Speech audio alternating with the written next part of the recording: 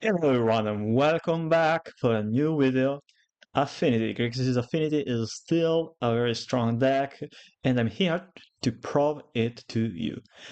In today's video we are taking I think a slightly different approach compared to the stock Affinity deck list because we are going to run Gearseeker Serpent. At first, I thought of playing Black Mage Road for this video, but well, I think Black Mage Road is surprising good in Affinity because it can help you win against annoying matchups like Wildfire, and Wildfire is the main reason to not play Affinity right now. So I tried to playing the road in Affinity already in my for a video in for my Italian channel, and the card felt really good. Well, not so good as to want to keep the card against every matchup, but good enough to kill your opponent in dire situations. Black Mage Road, it lets you have enough reach to kill your opponent when Mirror Forcer is not good enough, but also it let you cut the third color when you are not in need to play cards like Legion Relic, Two Cast, or Gearseeker Serpent. So basically, with the addition of Black Mage Road, if you don't want to play Cryogen Relic, you can play a straightforward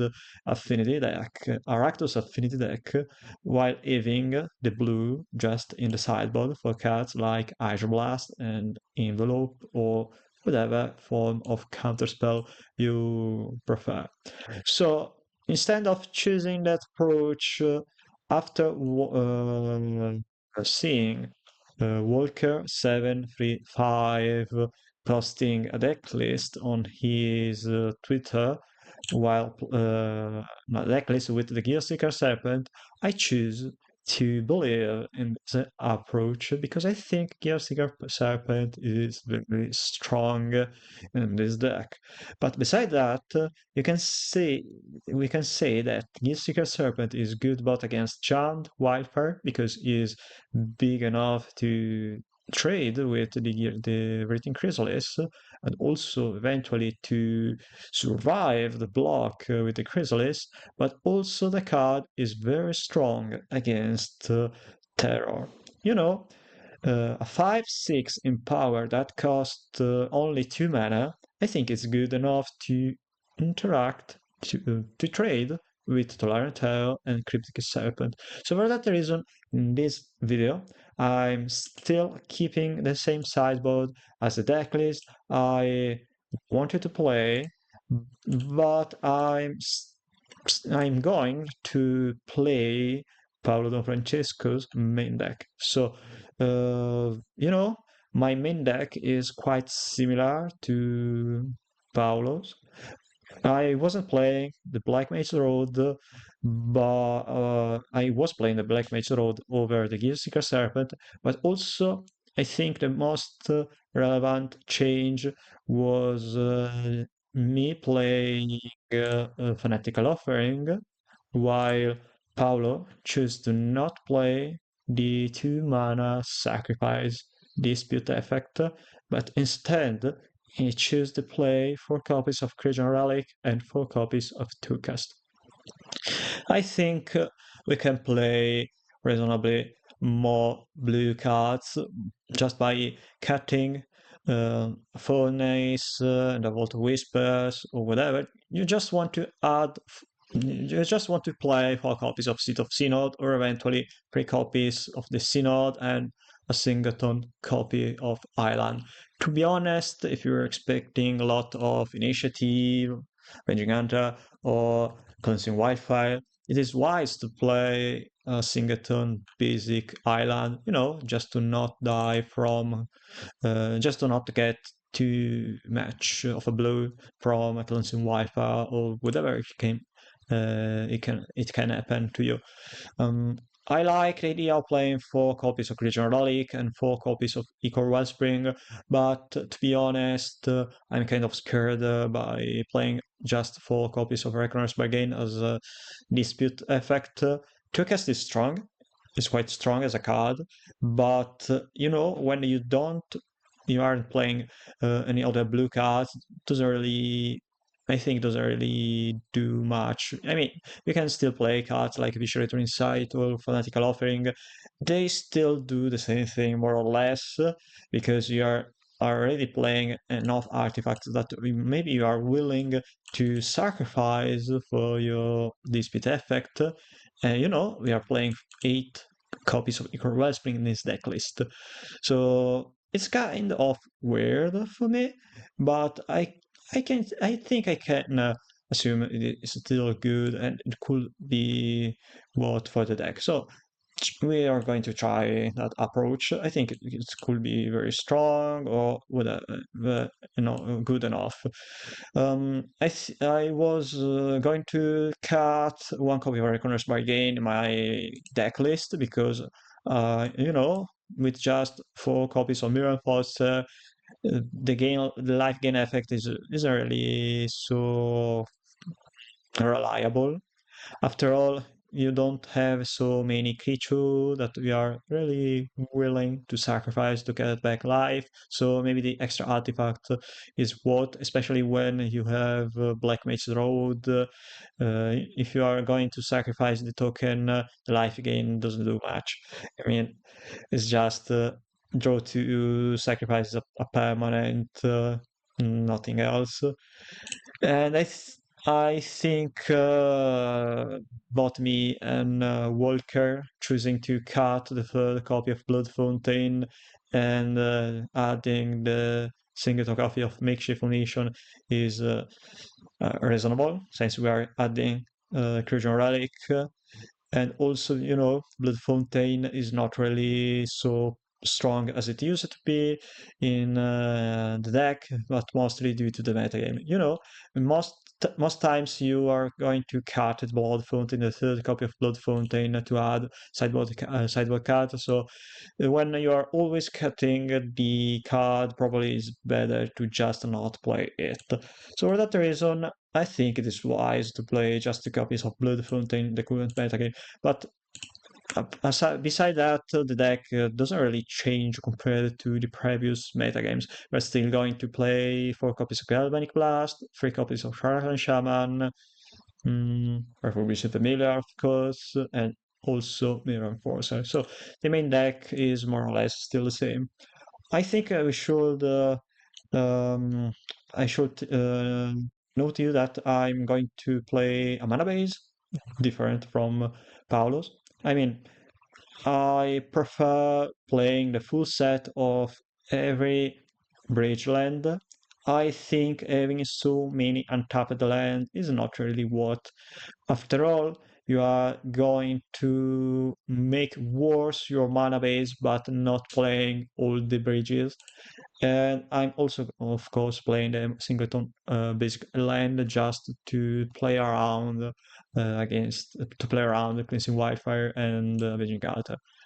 Regarding my sideboard, I made this sideboard before uh, before seeing Paolo's deck list, and to be honest, when it comes to the sideboard, it's just a matter on which decks you prefer to interact better in the post sideboard games.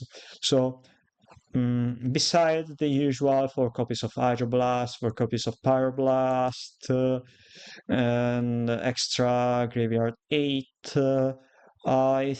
choose to play 2 copies of Envelope, 2 copies of Toxin Analysis, and 2 copies of Extractor Confession. As you can see, all my sideboard is dedicated to interactive spells. So, Nihil Spellbomb for Terror deck, and of course also against Spy combo. It is worse compared to Crypt Incursion and Fairy Macabre, because Crypt Incursion and Macabre are cards dedicated to Spy. Those 2 cards are very much more powerful compared to Nihil Spellbomb because Masked Vandal is a 4 copies in Spy. So when you choose to play Nihil Spellbomb, you are going to say, yeah, Spellbomb is an artifact. So if my opponent has Masked Vandal, I'm just willing to get excited by the creature or to be forced to crack the Nihil Spellbomb. Okay, so Spellbomb is clearly worse against Spy, but compared to Fire Macabre and Cryptic Cursor is way better against Terror, and I'm expecting to face more Terror decks or even more Giant Wildfire or eventually Grixis Affinity, because Spy, yep, is a deck in the metagame, but is not played as much as the other decks that suffer more nihil spellbomb compared to the presence of Spy in the metagame. So, in my opinion, not caring too much about Spy, which, in my opinion, still in my opinion, the deck is not so troublesome. For Affinity is the for the better. I'm also going to play Envelope because Envelope is good against Spy as well as Nihil Spellbomb. Because you can counter cards like Land Grant, the sorcery part of Stag Wildling, but of course you can also counter Duress, which sometimes is a card in the sideboard of the Spy combo deck, but of course, more important, Dread Return. So you have an answer to Dread Return, so an extra card useful against Spy, but it can also be good against white-based deck because Dust to Dust is kind of troublesome for Affinity. You can also bring the card against the Giant to counter Cleansing Wildfire, and of course, Duress or Last Rite they have it. I suppose my opponent doesn't really have Last Rite, but supposedly they have any kind of interaction for your end. Envelope is good. Discarding cards like a Tucast or Ragnar's Bargain is not really clever most times, but the rest can be very strong to interact with your interaction, but also good to disrupt your early game because by discarding a Blood Fountain or Ichor Wellspring, you are forcing your opponent to play worse compared to what they may do if supposedly they still have the Ichor Wellspring or whatever card it let the Affinity deck develop its game plan. So Envelope in this current time is a very strong answer for your sideboard if you play the blue color. Another two cards I'm playing for Terror are Extractor Confession and eventually Toxin Analysis. In my opinion, Toxin Analysis is not really good against Terror, or to be honest, you can prefer Toxin over Kraken Shaman.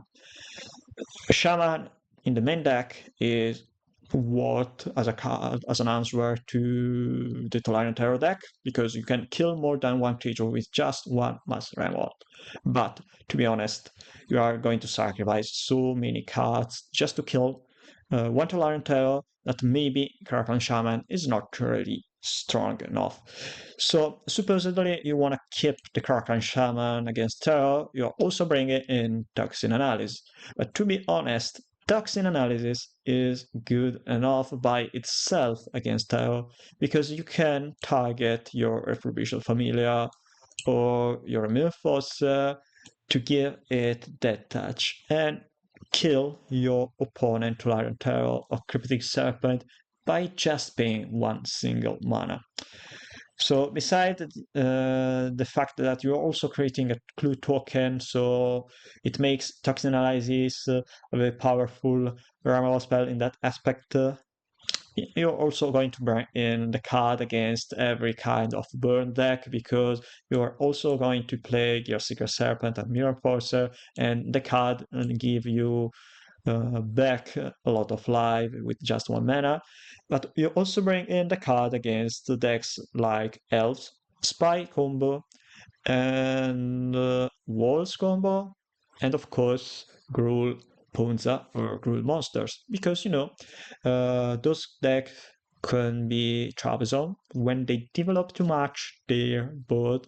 So especially if you don't have enough artifacts in play, Toxin Analysis just let you have a combo that is much more powerful compared than your opponent combo. So in my opinion, still playing the card is worth in Affinity. Maybe not in the main deck, but in the sideboard is still fine or at least needed. Or rather, is needed or at least fine.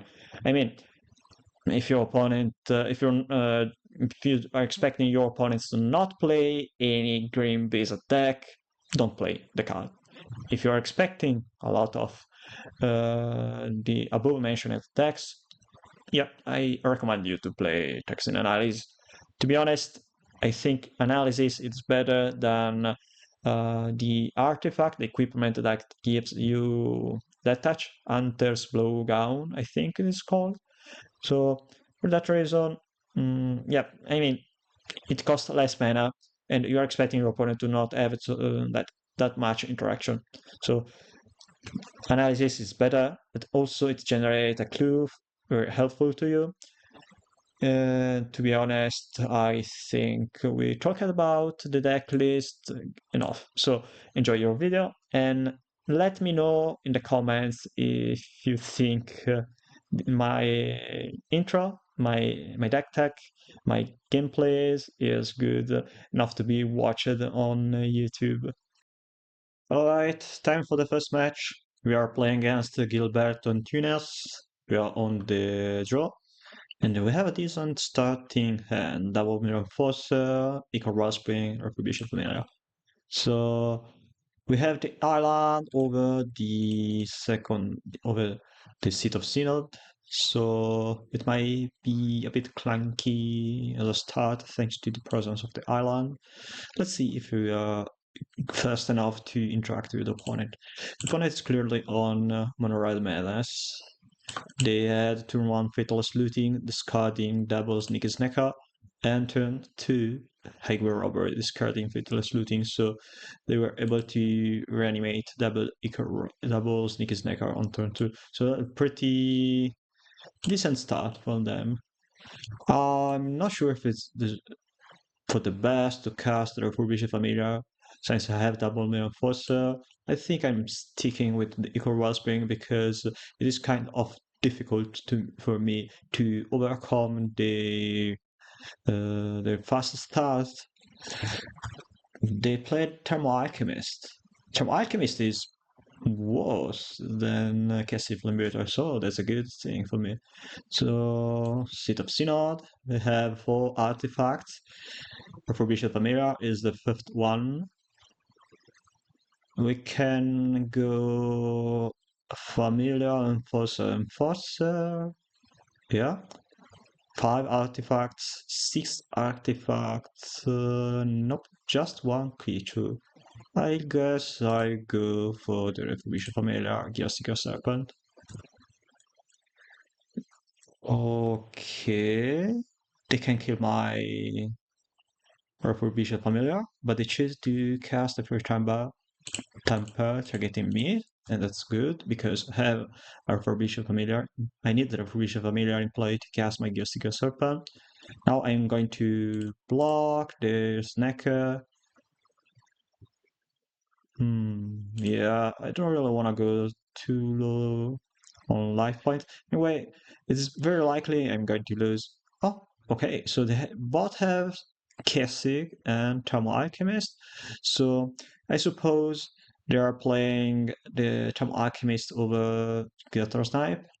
To be honest, it is a good thing for me because Gather's Knife is the strongest card in Mono Red Madness. So them not playing the strongest card in their deck is just badass, it's for me. Okay. We're very likely going to lose this game. Anyway. We don't have enough pressure. They have too much pressure. And not having the artifact lens here is a very painful thing. But even with the artifact lens, maybe that would be enough. I mean, you have 1, 2, 3, 4, eventually 5 with the creature relic. We can cast a Refurbished Familiar. We cast a Refurbished Familiar. We need the artifact lens to cast Enforcer, the second Enforcer, and the third Enforcer. So I think I'm going to concede. I mean, they have two cards in hand, double looting, double snacker. Uh, if I attack, I mean, after all, I kind of forced to start my race.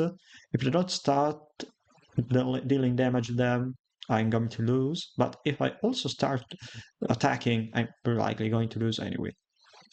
Nothing I can do much here. Right, so we are bringing in the Heal Spellbomb, Envelopes, Hydroblast. So we are adding 7 cards. What are the worst cards I play my deck to kill my opponent's creatures? Coracle and Shaman, because you are required to sacrifice 2 artifacts. We can bring in the Toxin Analysis. Anyway, I suppose Toxin Analysis is kind of strong by itself in the matchup because it gives lifelink to my creature. But to be honest, I think I favor more Hydroblast Envelope as a way to interact with my opponent's creatures. I can eventually keep the makeshift munition to kill the Sneaky Snacker. Not really a good strategy, but still better than blocking with the Reproducible Melee. I think I'm going to cut the Gearseeker Serpent because in this matchup we aren't the aggressive strategies. We aren't the aggressive deck. We just try to not lose from my opponent. Race. I mean, after all, Without Mono Red Madness is not exactly an aggro deck. It's still a very aggressive build. So for that reason, I prefer to cut one card that costs 2 blue mana to bring in more blue interaction.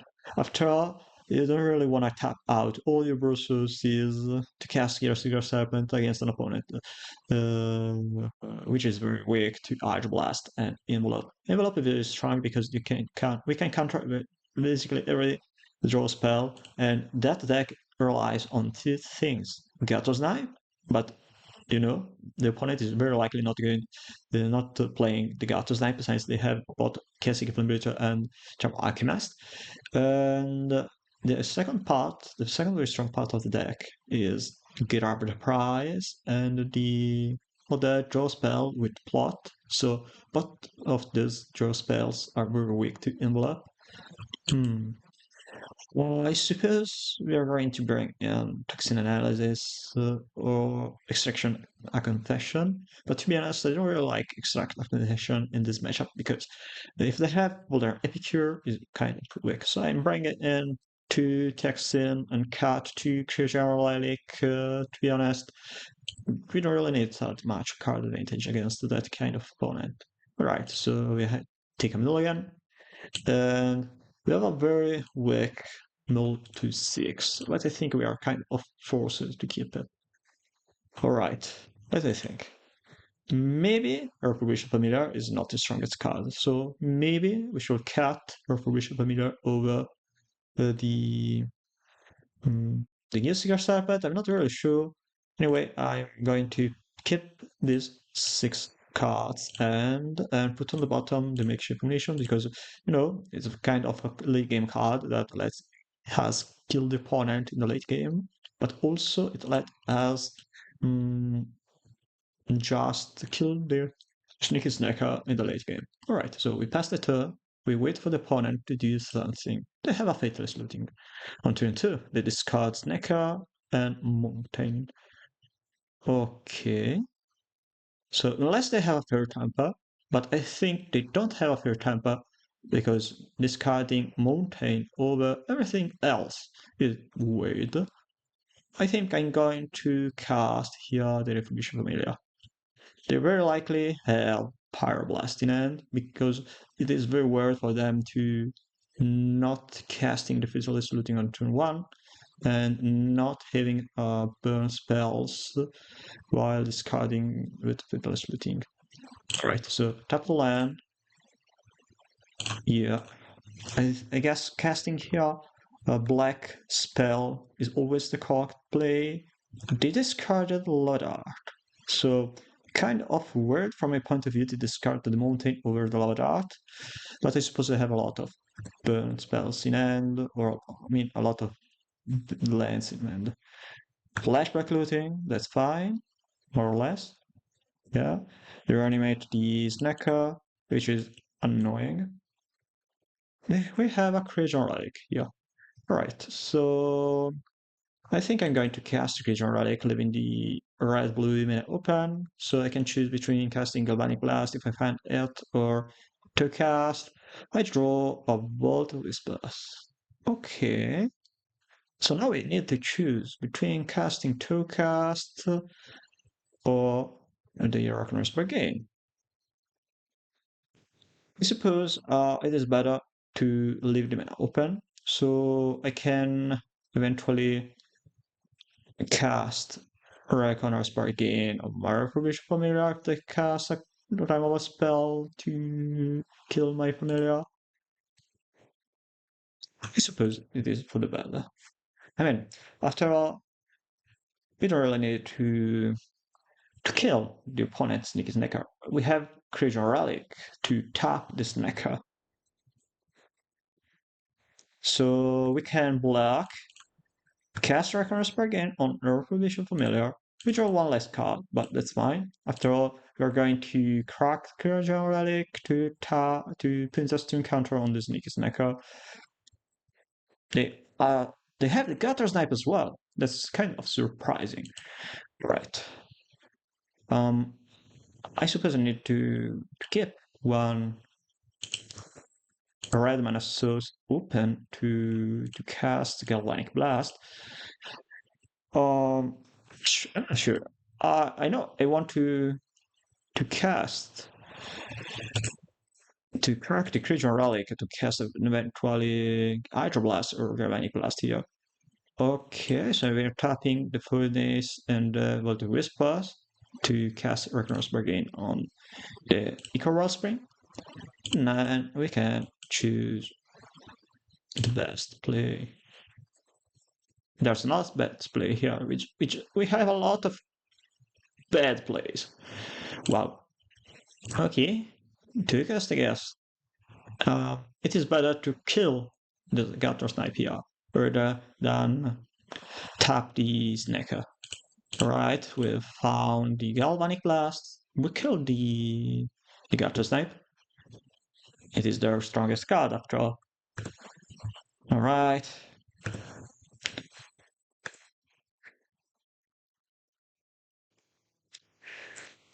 Oh, they have a Sneaky Snacker in the graveyard.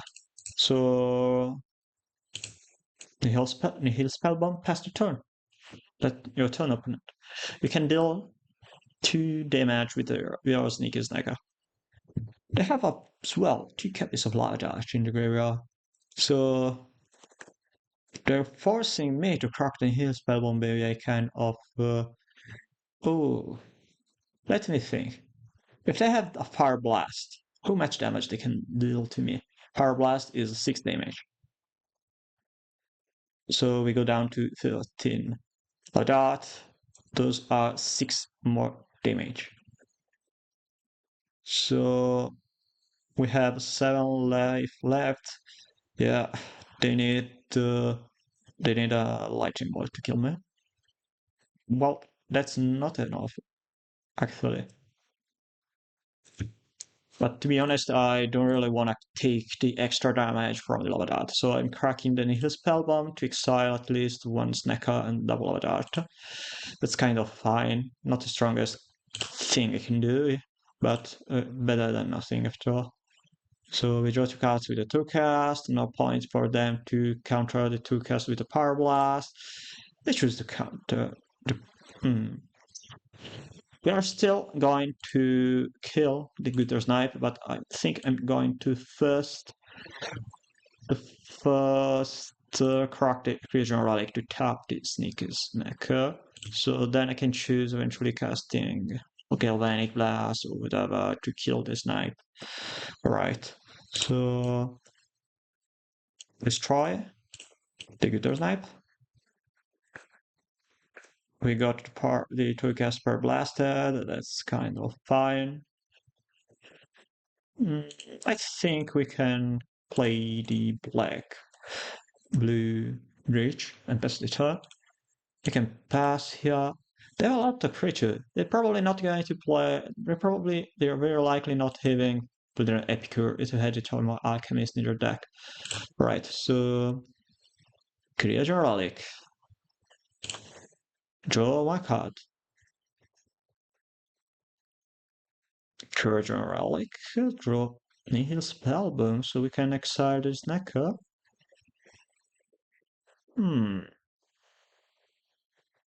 We can eventually prevent the Eternal Alchemist to untap with a creature relic. A response to a spell, because we put a stone counter on the Eternal Alchemist. So creature relic here can prevent 1 damage from the Eternal Alchemist. I think we need to choose between killing Sneaker's Necro over the Eternal Alchemist. It is very likely going to deal me more damage to Eternal Alchemist in the next turn. So I'm going to first crack the creature relic, tap the Snacker, and then choose between whether I prefer to cast Galvanic Blast on the Alchemist or on the Snacker. Now I draw an Hydro Blast, so I can kill the Armor Alchemist with Hydro Blast, keeping the Galvanic Blast to kill the Snacker next turn. I think I'm going to cast first the Nihil Spellbomb. Then I can cast Hydro Blast on the Charmer Alchemist. Should I leave the Dimir bridge and tap it, or the Izzet bridge? How much do I fear Pyroblast? It is probably better to keep the red mana open, so I can eventually cast the Galvanic Blast in their end phase to kill the Snacker. And they don't have any Hydro, any Pyro, so we now go to the third game. We are good with the draw. We did draw enough copies of Hydro Blast. They forced a Pyroblast on my third cast, and that was probably their worst play in that game. Alright, so let me think. Do I need Christian Relic? Christian Relic felt kind of good to top the Snackers, but to be honest, it's just a very underpowered time walk because we are wasting a lot of mana. Since they don't have Voldaren Epicure, maybe you are kind of forced to bring in Crackline Shaman because with Crackline Shaman plus Toxin Analysis can kill 2 creatures. They kept the Lava Dart. I'm not sure. I still think the Crackline Shaman is bad. But probably Extract a Confession is a card I want in the matchup. So I can eventually cut or Bishop Familiar. I can bring in a Couple, Gearseeker Serpent. Yeah, they can Power Blast it. But probably playing Refurbishment Familiar against the deck with Sneaky Snaker and Lava Dart is not really strong. And Extract a Confession can kill the Eternal Alchemist, casting Plimbritter, and Gutter Snipe better than Refurbishment Familiar or Munition or Crackline Shaman. If we pay the Collect Evidence cost, we can kill the creature with the greatest power. Okay. So it's not really good for us, but I think it's still fine. After all, we're not killing Voldaren Epicure, we're killing Thermal Alchemist, or in the worst case scenario, Sneaky Snacker. Alright. Wrong land with a lot of with enough answers to their creatures as a mulligan. Okay, that's a weird starting end. Well, not really weird, just we have the answers, extract a confession, text analysis. We also have the metamorphoser. We have a creature relic, but we don't really have here a decent starting end. To be honest, I believe this end is very weak. I think we are kind of forced to mulligan because we don't have an interaction or much card advantage, so I prefer to go down to 5, and now I keep this end. So, what are the worst card in my end? Echo Wellspring. Yeah, it costs 2 mana, draw 2 cards, but to be honest, I don't have a third land drop, and I have 2 tap lands, so it is better to put a card on the bottom and extract a confession is a 2 mana removal spell, while my other cards are just 1 mana less. So I went out with Mullet Art to 5. This is a good starting end because we have a lot of interaction and we are playing against a deck which is really weak to early game interaction. So I go over, did discard 1 card, and I have the Sneaky Snack card. Alright, so probably their best start against me. Now we are able to cast Envelope, or I don't really want to cast Galvanic Blast on their snake. Alright, sure. Go for Fatalist Looting. Looting, discarding Double Mountain. That's painful, but if they don't have any spell, it is fine to me. So now we are very lucky with this light drop on the top deck. We pass the turn. We can wait. I mean, we can get a bunch of life with Reckoner's Bargain and Dixon Analysis or so we can just wait. They're casting another copy of Fatalist Looting. That's fine. At this point of the game, we can eventually cast Galvanic Blast. They draw a lot of lands. 8 lands in the first 16 cards. Yeah, that's Fatalist Looting for you. Very strong at discarding extra lands. Okay, I'm kind of forced to cast Galvanic Blast on their Snaker because I have double answer if they have a draw spell. So it's not really a wasted. It's not really a wasted answer to the Snaker if you are able to counter the next draw spell. Now we draw another land, very strong draw. And now we wait for the opponent to do something. 5 mana, okay? What do you have? They pass the turn.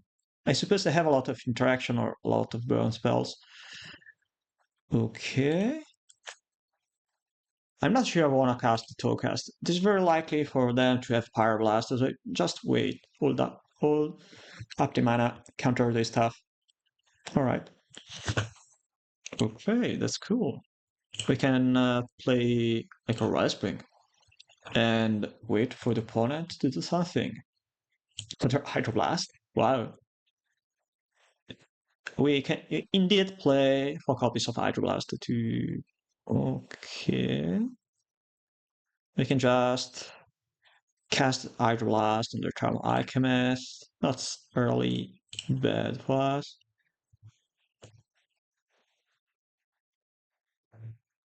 If they counter my Hydroblast, probably can just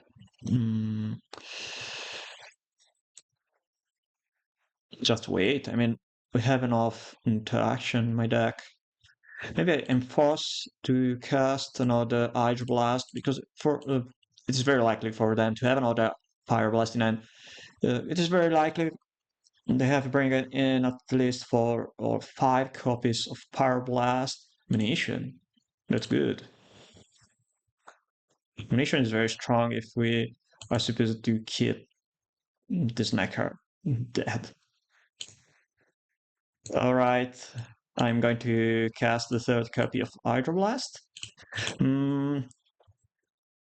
I think For them, countering my card advantage is kind of pointless.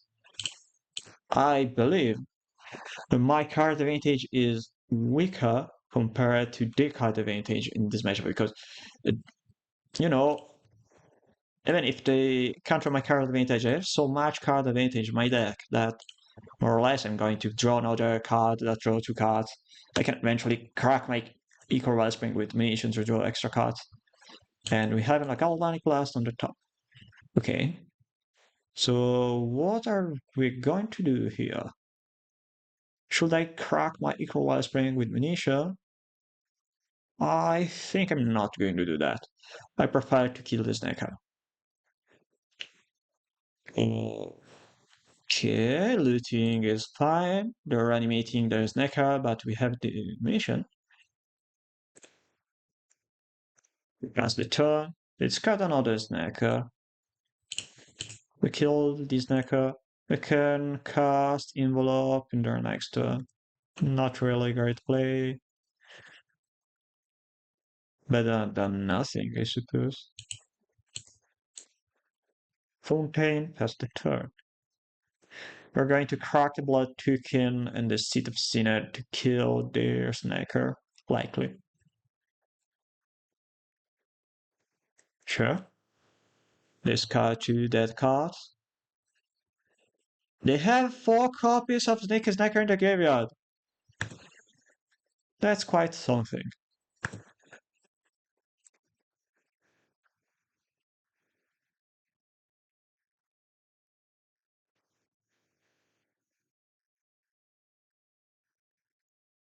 He has Spellbomb. Ouch. Okay. Enforcer, pass the turn. Alright. I need a Ragnaros Bargain. I need Heal Spellbomb. Lot of stuff. They did nothing. What do they have in hand? Where are my... I think we have enough damage on the stack. 2, 4, 5. Can we heal them? I think we have a little. Fire Blast? Are you going to Fire Blast me? Let me think if I'm able to heal them next turn. I mean, we attack the Mirror Forcer. We have 5 mana. This 5 mana, we can cast Galvanic Blast. So if the Mirror Forcer deal 4 damage, that's... Yeah, we have a little. Okay. Try to kill them. Another land. I'm not sure. I'm not sure if I need to wait. Fire Blast on my Mirror Forcer. Okay. I suppose we are going to wait another turn.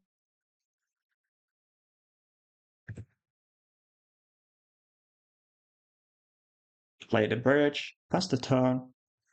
Galvanic Blast. 7 life. Alright. We have 3, 5, 6 lands. I think we are kind of little. 4 damage. Go down to 7. Penguin damage. Go down to 6. Oh my goodness. Lethal with makeshift munitions against Mono Madness. I wasn't expecting that. I mean, we did barely nothing this game besides drawing 3 copies of Blast. We weren't even able to cast Envelope. Let's take a look of what the opponent wrote.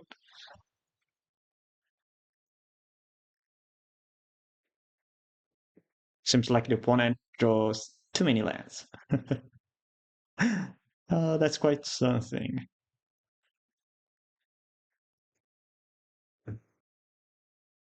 Now we are going to play again on the draw, and we have again another very strong starting end.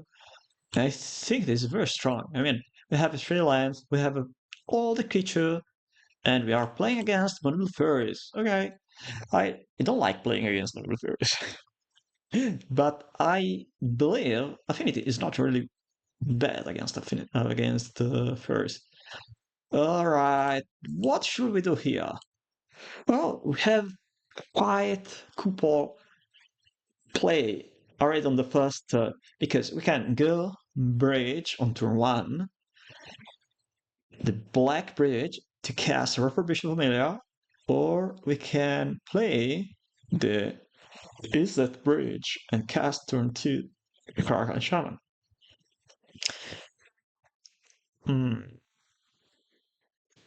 I think I'm kind of forced to play the Izzet bridge here. Because if I play the Dimir bridge, and if I don't draw red source on the top of the red source, I'm not then able to do anything else besides casting Refurbished Familiar on turn 2. So it's kind of better to have a worse turn to play rather than not having any turn 3 play. By turn 3 we can eventually cast a couple cards.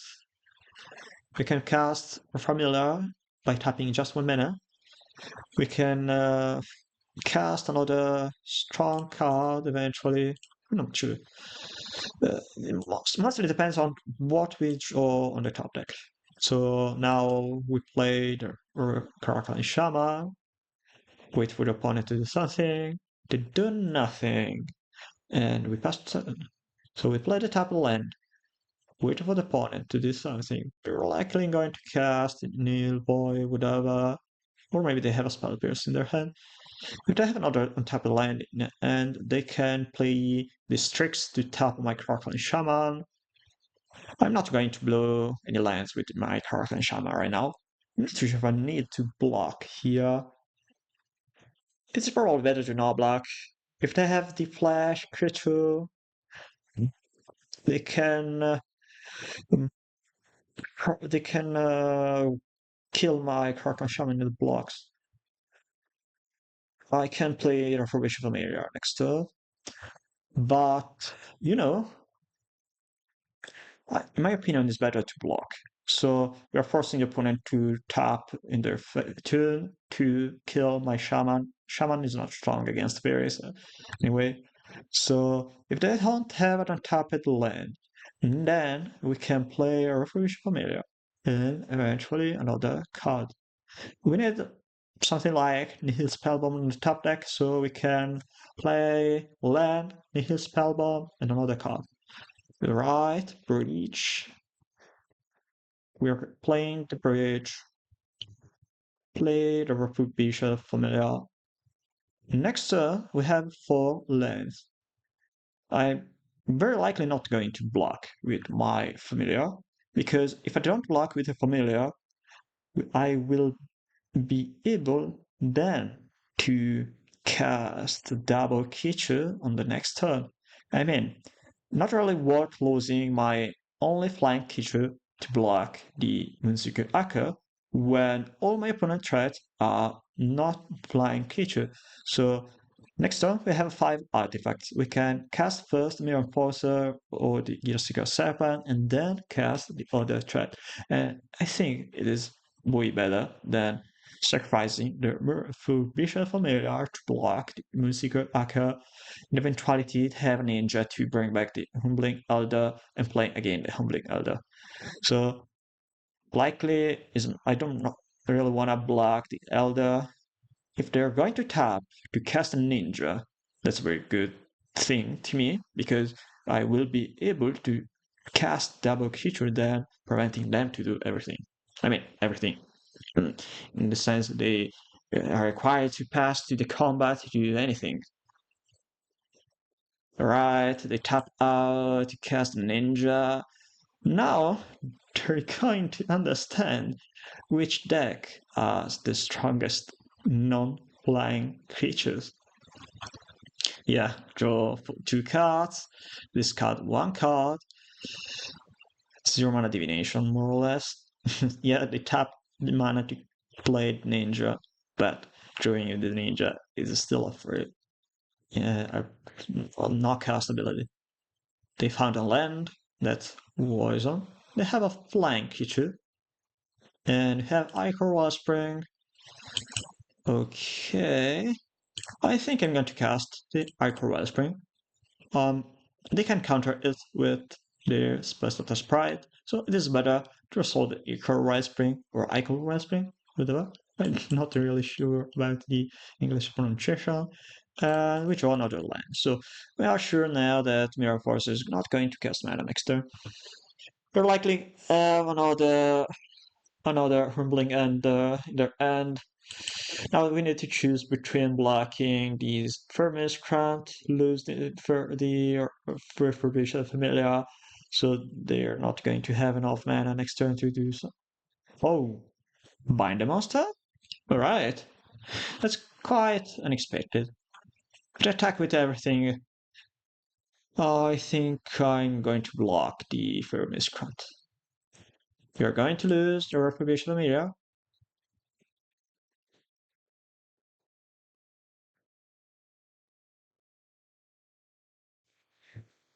Since we have the Reckoner bargain in hand, it's still better to not block the Firmis Grant. They don't have Ninja, because thanks to their Refurbished Familiar, they can cast Reinforcer without paying mana. I'm very likely going to cast my Reckoner's bargain on Gearseeker Serpent, since this creature doesn't untap, and we don't play Clear Ranger and any basic forest in this deck. They discard a Firm Seal with the Moonseeker Akka. We have another Reckoner's Bargain. Alright, so 0 mana, Mail Forcer. We're going to counter it. No. Alright. And there's another Gearseeker Serpent. Enjoy. Do we have a counterspell? Have a Reckoner's Bargain. I reckon mid 7 life. If we don't have anything, I'm going to block Oyokichu. Likely. They're going to cast anything in their hand phase? Maybe Hillboy? Nothing. Alright. I'm really worried about them having so many lineups. So, what do we have in hand? Snap on my Mirror Forcer. That's fine. It costs 0 mana. So they play bot Snap and bind the monster. Another Snap on my Gearseeker Serpent.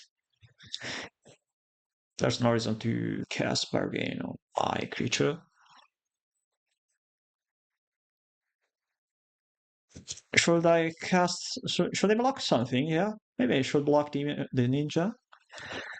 Okay, they have 4 cards in end. If they're not a ninja, hmm, probably should block the Fear Miscreant. To block the Fear Miscreant, they can cast the Sprite, but to be honest, I believe blocking the ninja here is better. It is very likely for them to have another ninja, so they... Okay, I'm playing Elda. Expected. Yeah, I was expecting that. So you can kill my mouse. Should I cast my Ragnaros Bargain on my Retribution Familiar? Dead Ninja. Good thing.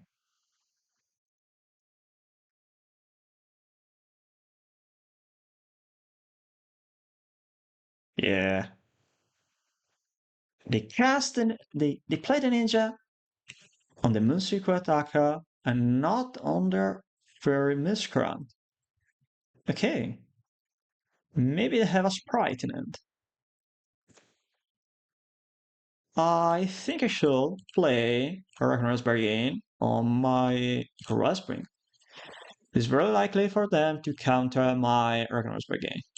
If they counter it, then I'm still solving another Ragnar's Bargain by netting more life by sacrificing the Gearseeker Serpent. Alright, we draw 1 card, not match. That's still better than nothing. We have 2, 4, 5 artifacts. That's not so many. but enough to cast my Gearseeker serpent. We have another retribution area. It's cool. Okay, okay. Now we are killing the serpent. I draw 2 cards, get back 7 life. I think that's enough. Okay, we have 5 artifacts. Oh well, I guess we're not going to. Oh well, we can play the Refurbished Familiar and then kill all the creature with Crackle Shaman. Well, all their non-flying creatures. Mm, because we are kind of forced to kill the Humbling Elder. Oh, that's annoying. Not having the 6th lens here is painful. Well, next turn we can block the Elder and Sprite, then another Elder. So I suppose Refurbished Familiar and Devil Enforcer. It is better than casting Kraken Shaman here. Time to discard 1 card. What are you discarding here? To be honest, I kind of misplayed here because it is always better to cast the Ichor Wellspring because if I draw a Vault of Whispers, oh, there's the land.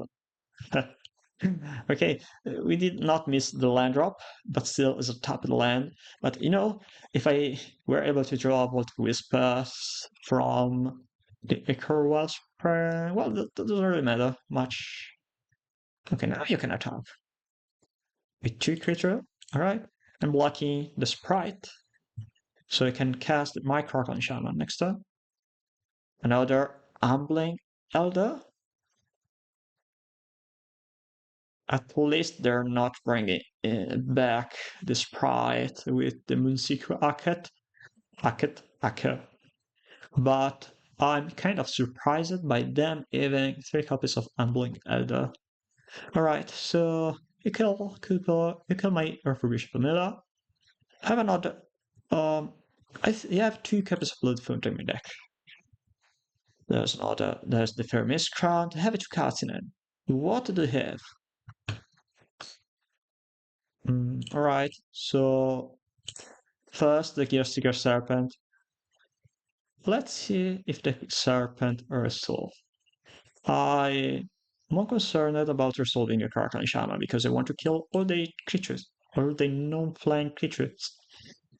If I kill all their ninjas, I can start being the attacker. I can start being the deck, doing the beatdown. Come on, let it resolve. No, they have another counter spell. Damn it, they have the Sprite. Okay. I probably should attack with everything. I'm kind of lethal next turn.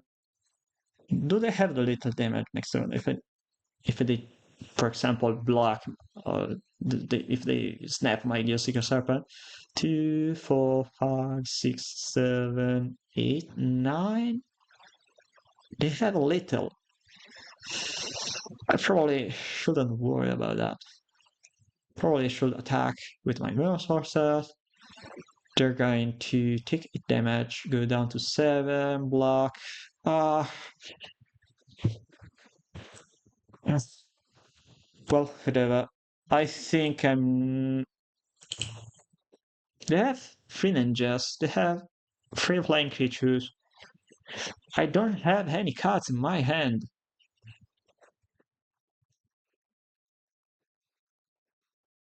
No, there's no reason to attack. Already there.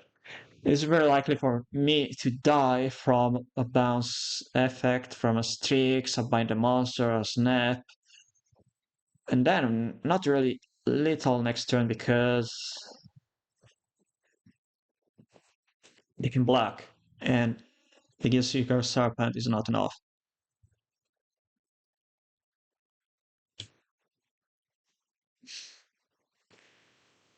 Probably, but probably is still the most likely way for me to win this game is them missing the combat in any way and me drawing Fontaine, Kraken Shaman, um, Galvanic Blast, Termination, and kill them. So probably it's better to attack. But attack with everything next turn. And if they don't have anything to tap my Serpent, um, I have a little damage. Now they need to do the math.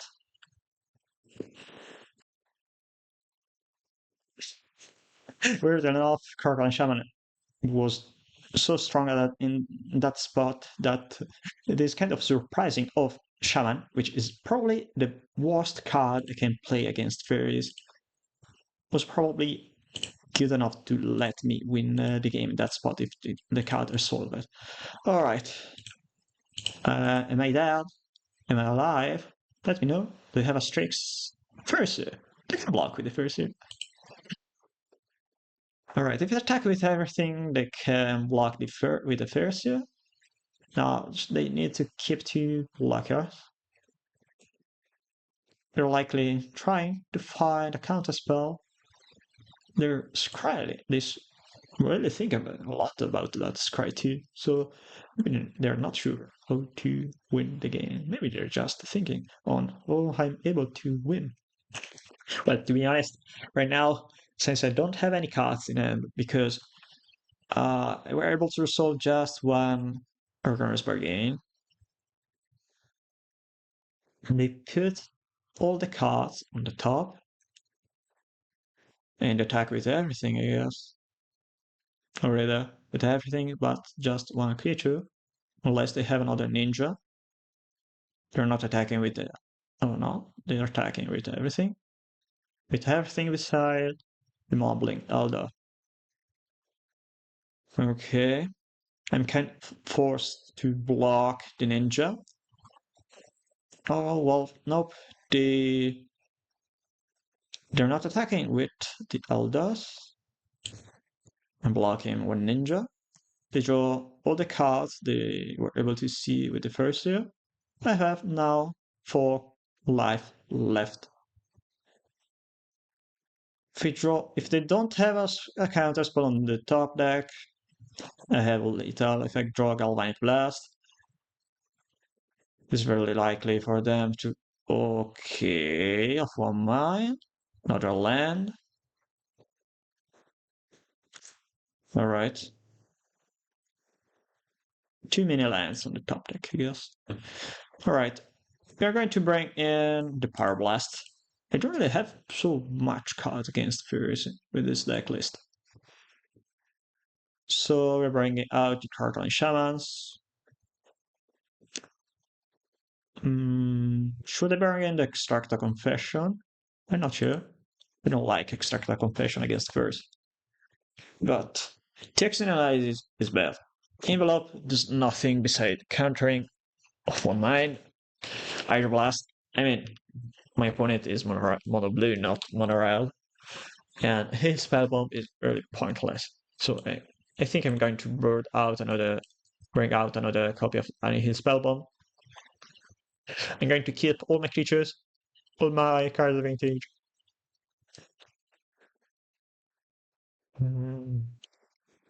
I hope just 4 copies of Fire Blast are enough alongside the Galvanic Blast to stop my opponent from countering everything I play.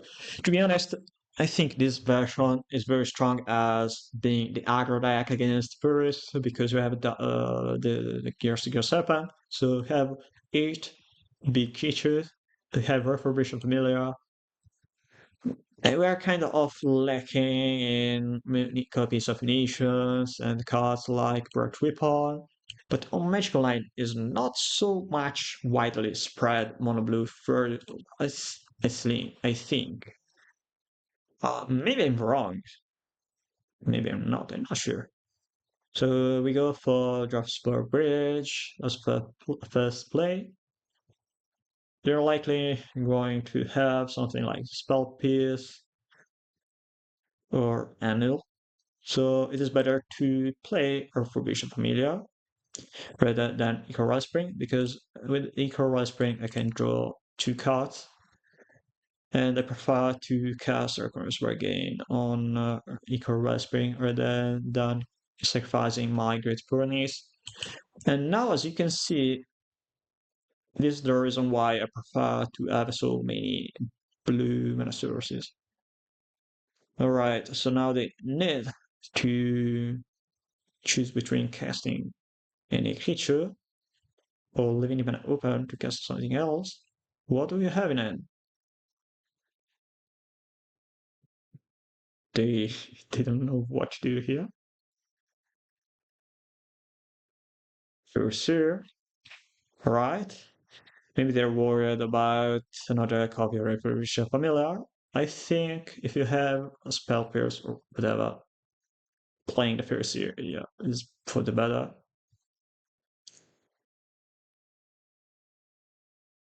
Alright, Power Blast. I still am going to play the Ear Spring. I need to draw lands. There's a blue land on top. No, there's a creature that costs double blue. Okay, it's annoying. They're likely going to have a ninja. Ninja? Are you putting a ninja on the keyboard? Yeah. Right. We are going to draw 3 cards with the Ragnar's Bargain. Thanks to the Power Blast. If they have a counter spell for my bargain. Unless they have a spell pierce, unless they did draw a spell pierce right now, it is better to not. I'm not worried about the spell pierce. They may have a Night Blast, that's true, but still, I think we can go first with the Recurrence Bargain. And another Power Blast. And finally, the blue source. And we're going to kill the ninja. Hydra. No, Hydra Blast. Weird. Surprising, at least. Not a ninja, we're likely. Alright. The 2-mana ninja. If we draw land, we are going. Well, anyway. No, yeah. If we draw land, we are going to play the Creature Relic. Creature Relic. Let me play Dimir by tapping just 1 mana if I draw land. If I don't draw land, I favor more the Trollcast here because I draw 2 cards over just 1. We have another land, another red source, and yeah, we are going to play the Mirror Forcer. I know. It's still sabotage. Alright, so counter the still sabotage. And we are killing the Faeries. 2 mini Power Blasts, not enough Galvanic Blast. we can block the ninja. I hope we can block the ninja. They can play Snap or Bind the Master.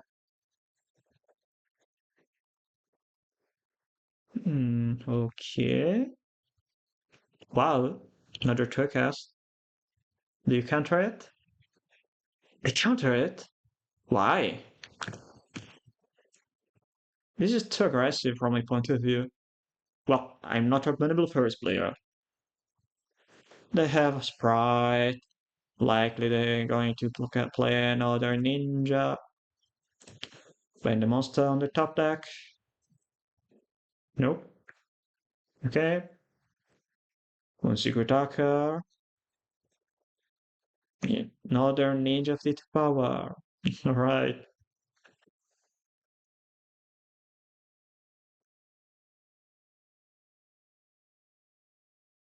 Yeah, I take the damage. We draw one card.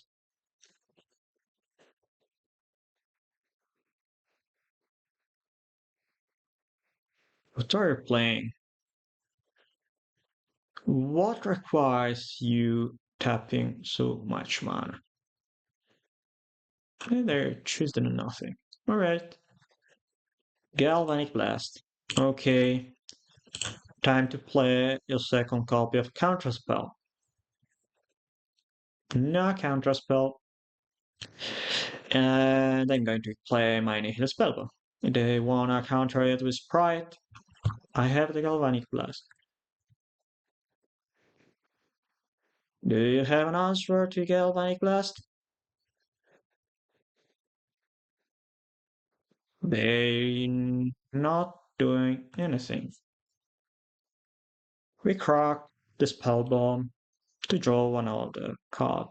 Maybe a blue source. Yeah. Alright. I'm going to play Creature Relic. Should I play the Creature Relic? I think, yeah, because I'm using all my mana. Yeah, sure, another copy of Funnel. Alright, I prefer them countering Creature Relic here rather than whatever card they may have. I mean, it is better Annual on Creature Relic rather than Refurbish of the Mirror. Okay, the annoying bird. They tap my Enforcer. And that's really annoying.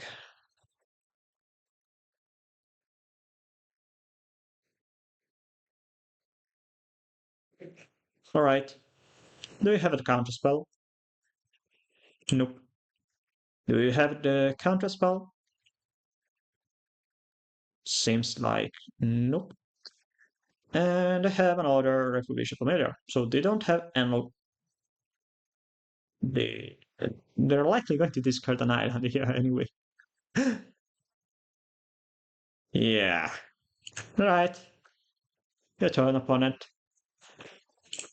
They had not draw any 1 mana to 1/2 flash yet.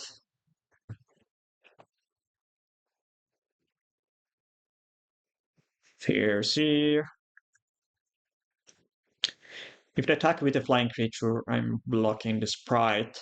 I'm not letting them. I'm not letting them to bring back the sprite with a ninja. That would be too much. That will be too much. We still have 2 cards in hand. Top. Annoying. They have a ninja. Gotcha. And got to block you. Yeah. Alright. Do whatever you want.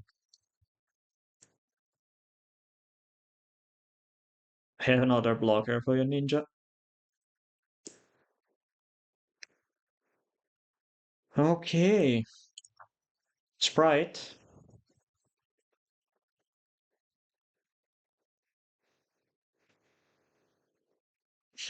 No sprite. Spell Slaughter Sprite. Anno. They don't have Anno. They don't have Sprite. So there's. I mean, I suppose it's going to resolve my Corvallis Spring. Alright. Unless they have.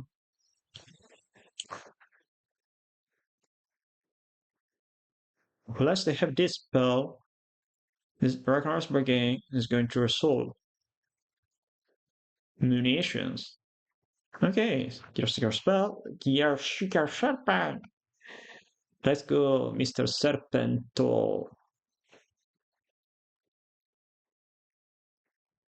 They're likely. I suppose they have another ninja in it because, you know, top without drawing any counter, it is weird. So it's very likely for them to have a ninja, and indeed they have the ninja. 4 cards and Piercer, they have the Strix, and they have 2 cards left. I need I need to resolve my ammunition. Bottom, okay.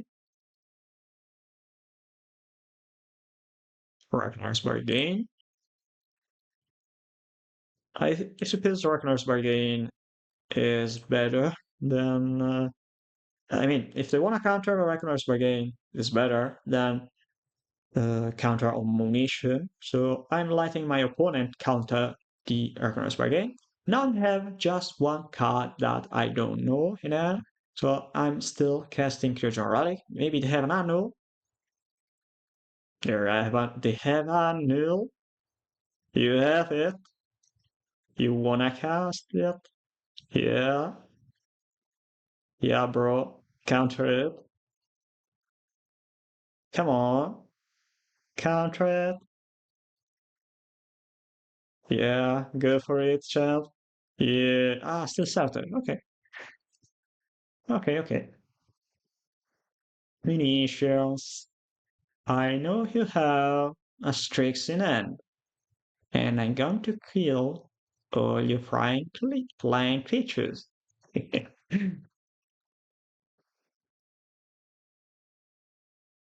Not very serious on my streets.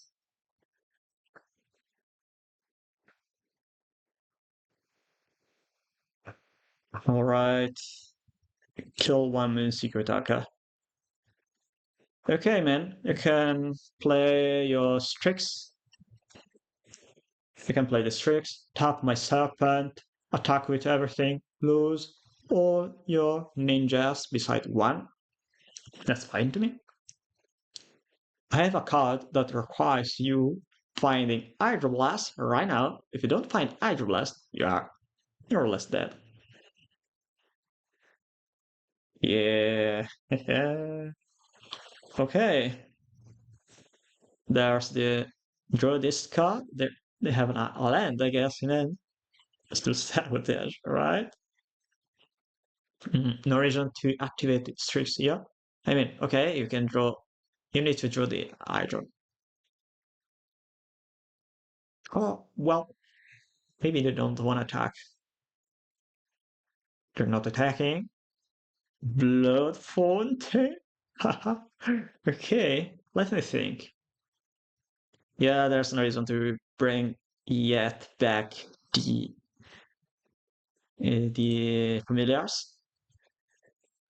Even if I discard 1 card from the end, unless that card is Hydroblast, this is better to kill the Strix.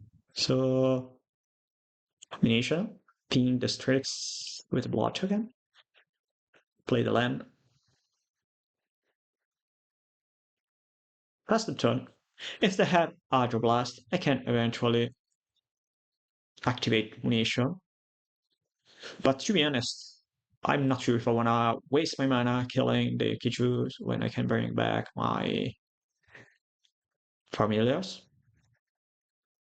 Bind the monster, okay. Take 5 damage.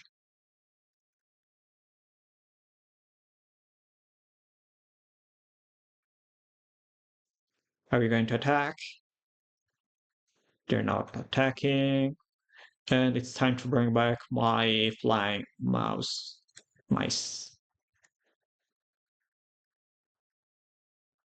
I don't really wanna kill my serpent to bring back the serpent with bind the monster. But to be honest, going another serpent on the top is fine as well. Alright, Republic Familiar number 1. Another Republic Familiar on the top. That's fine. That's cool. Why did you concede? I mean, they're still able to win this game. No, I'm joking. Okay, so the game went way longer than expected. And as you can see, Makeshift Nation is so good that just the single copy of Makeshift Nation was able to overcome that situation. And yeah, we played probably the right way to let the munition resolve, and that really was what made the game. So now we need to start the third game with an end rich in interaction because Faeries on the play is really scary.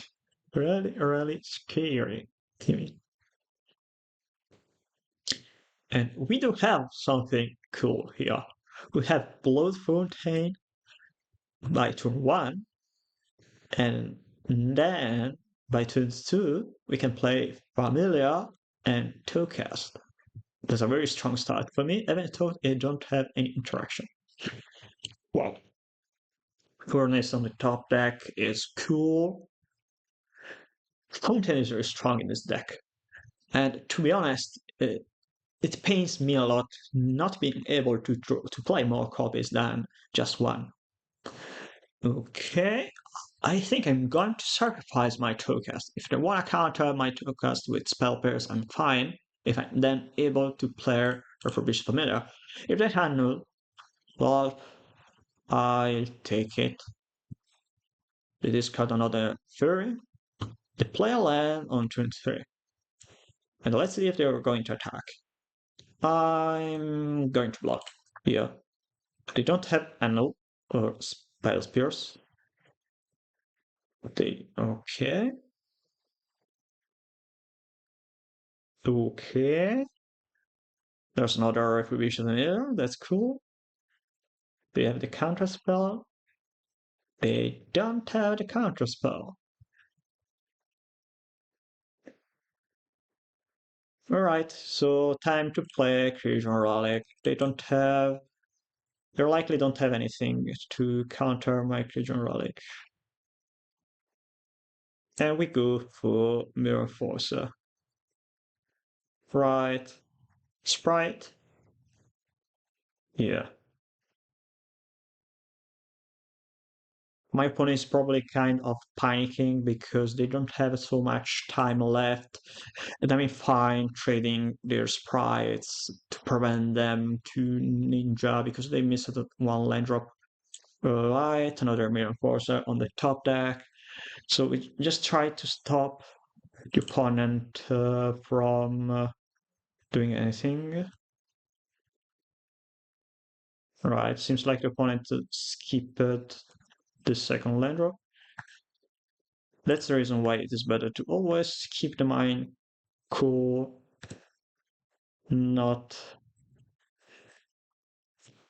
Mm, yeah, so we go for equal Westbane, two cast. They considered, right? Nice. All right, third match, and we have another kept at 7 card. So it is kind of surprising to me because Grixis Affinity is a deck that often are mulligan. But until now, we have a decent starting end with an off lens. Well, at least in the game one. Post sideboard, we are probably more prone to go for mulligan. Right, so the opponent is likely on Jund, since they have the Jund landscape.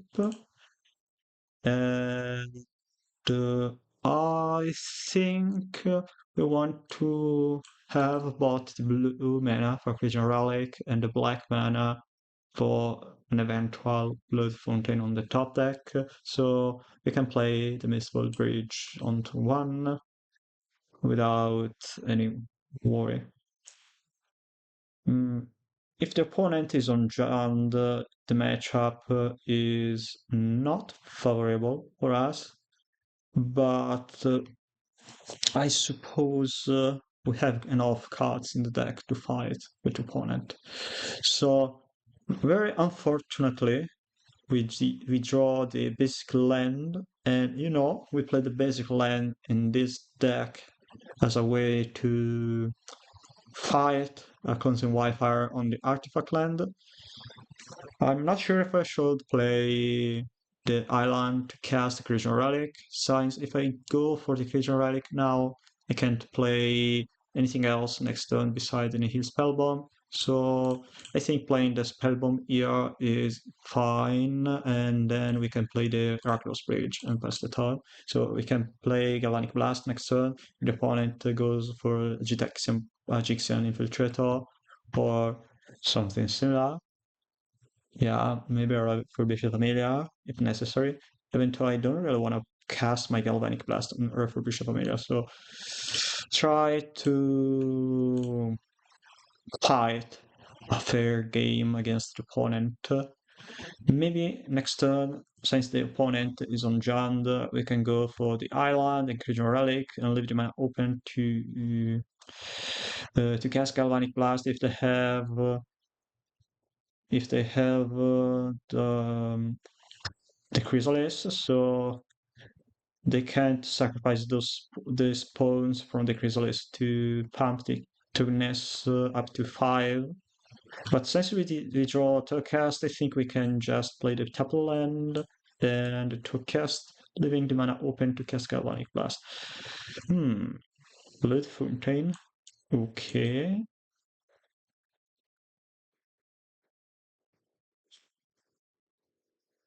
Um, I think it is still better to leave the mana open.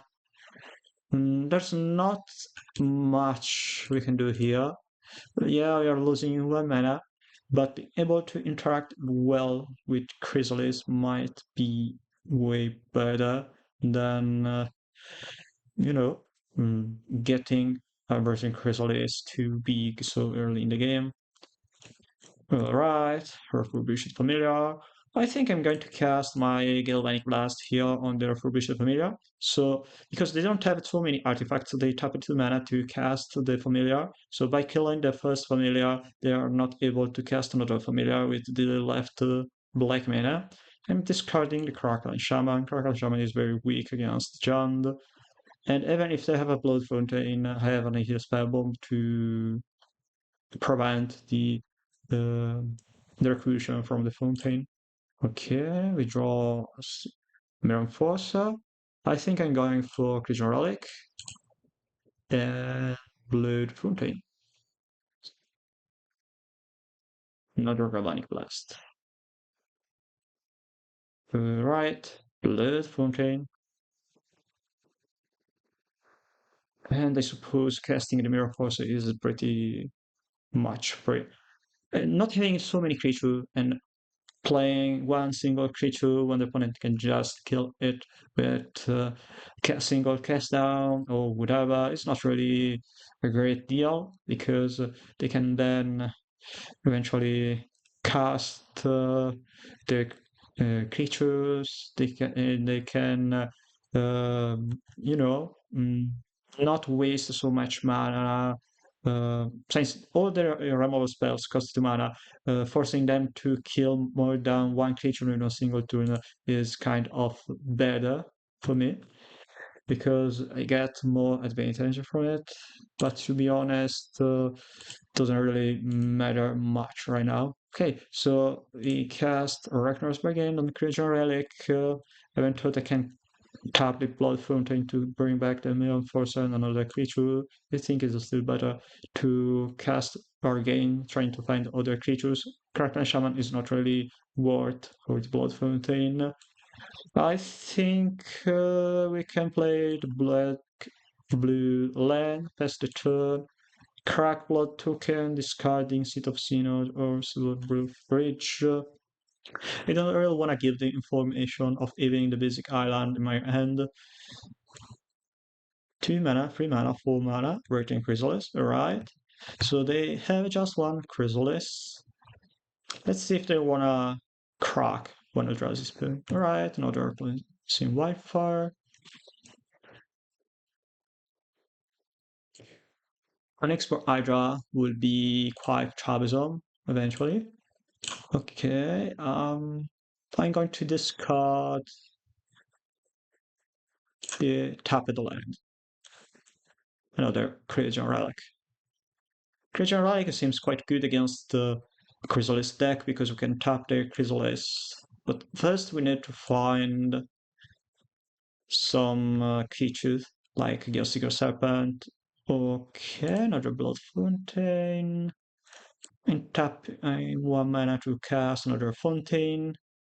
And play another tap at land and pass the turn. Unless they have an Nixmore Hydra, they're not going to kill the Virgin Chrysalis. So let's see what is going on here. Another Chrysalis. Alright.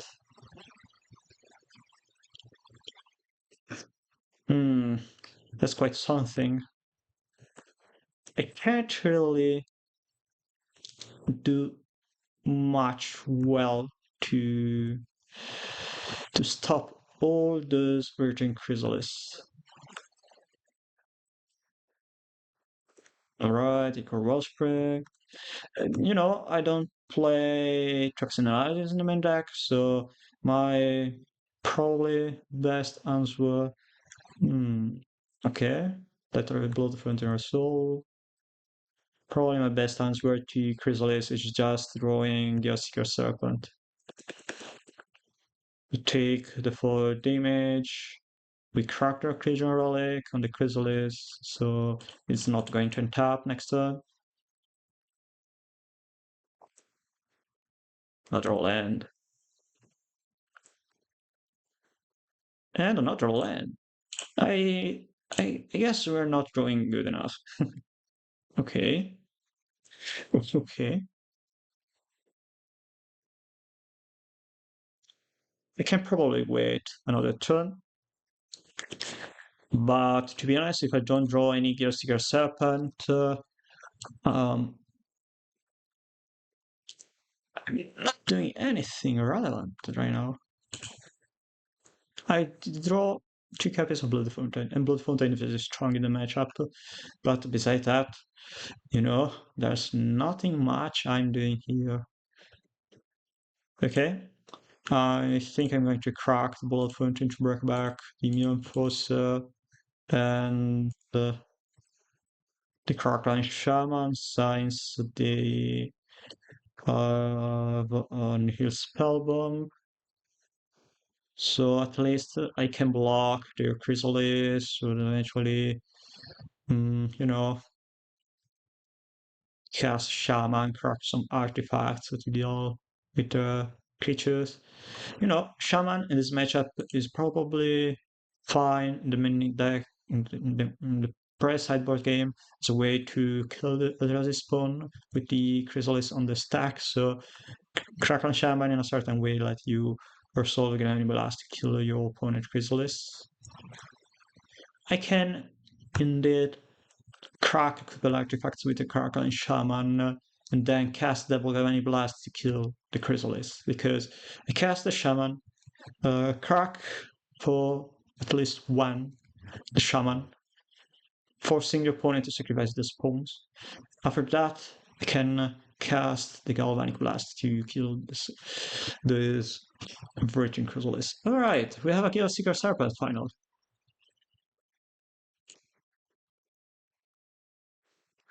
So I'm going to cast the Serpent. I have a 6 mana. I think I'm going to play as well the Kraken Shaman. So I'm kind of forcing the opponent to have an answer to the Serpent and, you know, eventually event something else. Okay, it's a good spot for me. I can sacrifice 1 artifact with the Kraken Shaman, and then with the Eldrazi Spawn,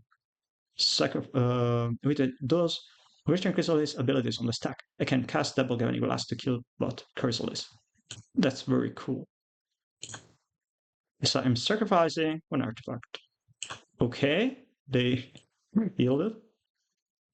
and I'm killing both Chrysalis. I wasn't expecting that if they have another fanatical offering, I can still kill the other Chrysalis with the Chrysalis ability on the stack because, it is how the stack works because the ability is going on the stack and I have another instant speed spell. Yeah. Easy. Right. No more Virgin Chrysalis for you. And I think I'm going to let the Viscera inside your soul, and then after that, I'm going to crack the Nihil Spellbomb. So I'm exiling both of their creatures and another very relevant card, which is Viscera inside.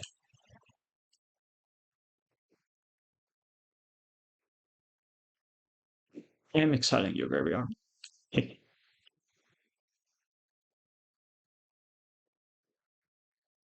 Familiar on the top.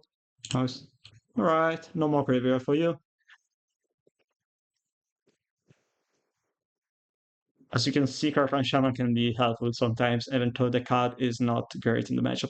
To be honest, Karakan Shaman is so good as a card by itself that probably most times win by itself. Alright, the cycle of Twisted Landscape. 2 mana. 1 mana. 2 mana. Ico Rosspring. I think I can just yield. I don't really have anything to do. Alright, Karakan Shaman. They have the toxin analysis. Yeah. Do whatever you want. Bijuka Bog. I'm losing some card advantage from this Fountain, but still they have a nice spellball. Okay. Makeshift combination is really annoying. I don't have any way to fight the Diminution in the game one.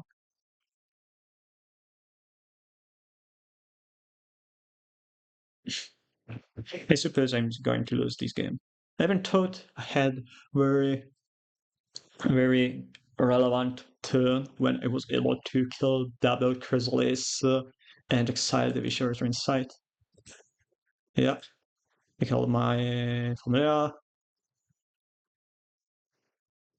They draw another Viscera Insight.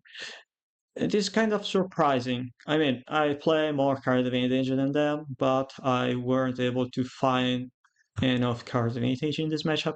I mean, they have 13 cards less in their deck compared to me, compared to mine deck.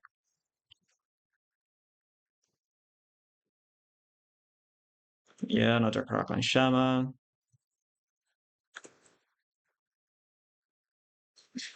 Another creature. No, I'm not going to play my lands because if they have another Forbidden Familiar or two, I prefer to discard over than letting them draw another card. Even though, to be honest, I think more likely scenario to win this game is winning by milling them out because they have less cards in their deck. But to be honest, when they draw a Chrysalis or two, they have enough creature to kill me. They literally can tap. They can literally tap for mana to kill my Mirror Forcer with the makeshift formation, If I don't draw anything relevant right now, I'm going to consider anyway. Okay? Alright? Oh, Munish. Bargain. So surprising. Well, you can sacrifice the Blood Fountain. They're likely not going to sacrifice the Nihil Spellbomb if there isn't the necessity to do that. Yeah, sure. Every single Ichor Wellspring from my deck at turn 11. I suppose this is what do you really want to do at this point of the game? How is that possible to draw for Ichor Wellspring in a single turn? That's pretty annoying. Right. let's concede. Let's go to game 2. I think we prefer to draw that many Icon Wellspring early in the game. Alright, so we're bringing in a lot of stuff and we're boarding out a lot of very bad cards. So, Galvanic Blast and Karkan Shaman are very awful cards in this matchup. To be honest, I think we need to cap the Galvanic Blast, at least a couple card. We can say Mirror Force is not really great because they have the Kraken, the Virgin Chrysalis. So we can eventually cut couple Mirror Forces or eventually all the Mirror Forces. 4 0 mana is good, but when your opponent have a creature that can easily block the Mirror Forcer for the couple 2, it's not really great. Anyway, we're bringing in all the Hydroblast, or at least 3 copies of Hydroblast, the Couple Envelope. Envelope is very strong, but against Duress and Cleansing Wildfire. We're bringing in another Nihil Spellbomb. We're also bringing in Extractor Confession. The card I for sure don't want to keep is Kraken Shaman. Okay. If I board out Gearseeker Serpent, Mirror Forcer, I need to keep all my copies of Gearseeker Serpent. I need to think about Makeshift Donation. Makeshift Donation is probably good because they don't have so many answers to that. And I probably can kill my opponent Chrysalis with Galvanic Blast if I have no munition on the battlefield. So I suppose we are going to say ciao to Morphosa. And we are also going to cut 1 copy of Galvanic Blast. Galvanic Blast is not great. It didn't do much well in the game 1. It was fine, but not the greatest card. Alright, mold to 6. Keep or cutting 1 top of the land, maybe. Probably the Reckless Bridge. So I have double blue souls. I have the red, and I have double black. And on top of the land, if I draw an Ichor Wellspring or a Creature Relic. Dress, yeah. I think discarding Extractor Confection is probably the best choice for them. They can choose the card or Nurse Bargain if they want to go for the late. And if they have, maybe an off-card advantage or another dress in their deck. What do we have here? Lembas, sure. Keeping starting end without the bridge and cleansing Wi-Fi is kind of weird. I mean, especially your opponent deck always have cleansing Wi-Fi by turn 2. Alright, so many lands. But when Affinity dies in game 1 from not having enough card advantage, I suppose discarding the card advantage is kind of fine. They find a land, pass the turn. We found another land. Alright, we play another bridge, pass the turn. So my top deck was 1, 2, 3 lands and an envelope. Right. If they have a Chrysalis, we can kill it with Extractor Confession. I think I'm very likely going to counter Cleansing Wildfire. I'm not sure if I favor more the Hydroblast over the Envelope. I think it's fine to play Hydro since the opponent have an Hydroblast, and if they want to counter my Hydroblast with Pyroblast, I can cast Envelope, and that's fine to me because I'm, countering 1 good card with 2 not so good cards, and I'm forcing my opponent to cast Pyroblast on Hydroblast over then 2 cast or Gearseeker Serpent. So that was a good trade. Okay, we have a Hurricane's again on top deck. We are sacrificing one land to draw 2 cards and draw another land, another Hydroblast. Okay, we play another blue land. You know, especially in this game post sideboard, we have a lot of blue spells. So having that many blue sources is not bad. Okay. You wanna play your Munition? Alright, I have a Nitroblast to counter your Munition. Do you have another Pyroblast? No? That's cool. I mean, if they're solved the Munition, they can kill my Recursion Familiar, they can as well. They can as well sacrifice the Eco Wellspring to do one card. I think I'm going to play my Munition. So if the top deck address, they can discard my Munition. Now I need to find couple Ichor Wellspring and hope my opponent don't have any Troublemaker Ophi. Yeah, Creature Relic. Draw one card, Penguin damage, draw another card. Forever Visual Familiar, that's good. But should I first crack my Creature Relic? I think so. Alright. One damage to you, one draw to me. Another Creature Relic.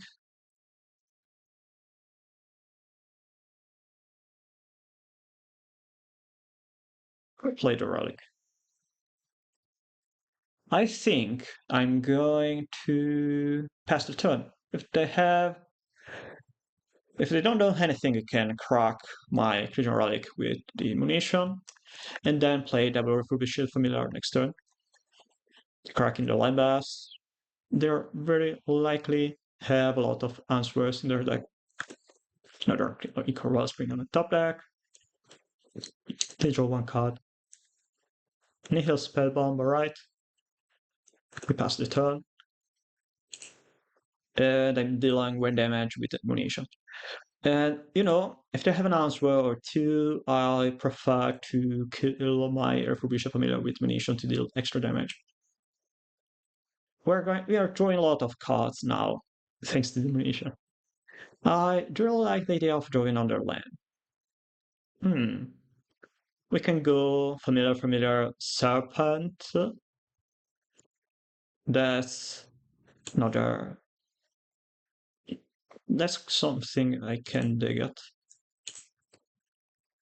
But to be honest, I think I prefer to casting double Refurbished Familiar, maybe. They discarded a cast down. I think I'm going to sacrifice my Echo Wellspring. I don't have a Mirror Forcer in the post sideboard game. So if I draw a card, unless it is a land, I'm not going to do a match with it. I think I'm going to pass. No, wait. Probably it is better to cast the Gearseeker Serpent. The Jukabog in the top deck. They don't have any cast down. 2 mana, 3 mana, 4 mana, Chrysalis. Alright, we have the Extractor Completion, so that's fine.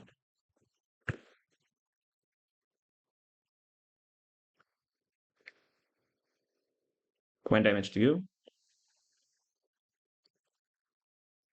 Another Refurbished Familiar.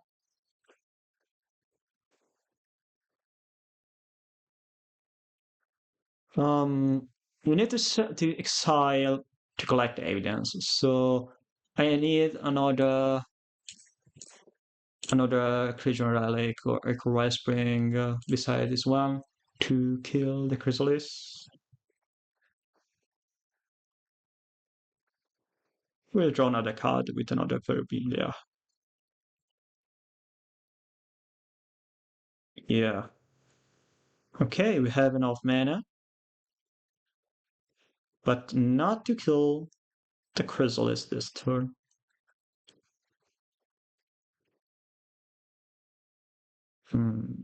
I probably should first cast another Ichor Wellspring. Seems like it is time to draw the Chrysalis. Yeah. I could have played around the spawns by killing the spawns with Munition. I'm not sure how much worth it is, but to be honest, at this point of the game, I believe that it is for the better to not attack this turn, pass the turn, play another serpent so we can later kill my opponent, well, attack my opponent with the serpent, and then exile, yeah, first exile, exile, I mean, first kill the Chrysalis with the Extractor Confession, and then attack with everything. 2 mana, pro mana, another Chrysalis, yeah. Okay, that's annoying.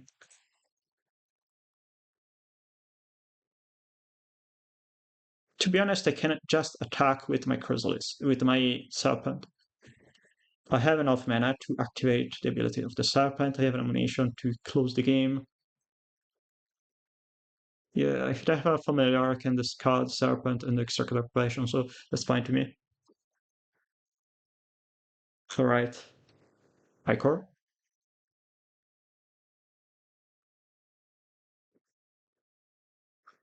And we are going to attack with the Serpent.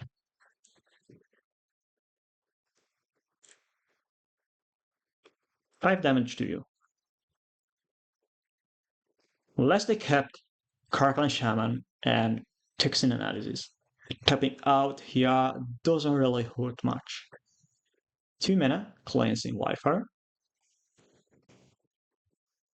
They still have just 2 cards in hand, so that's fine. Do they have another Wildfire? Another Chrysalis? 5 mana. What they're doing? Is that another Chrysalis?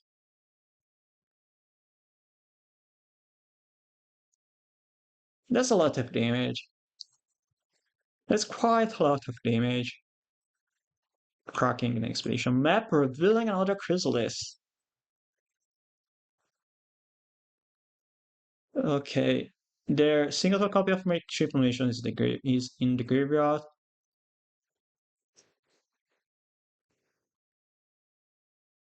If I sacrifice all their spawns, that's fine, because I can then attack with my serpent. I probably should take the damage.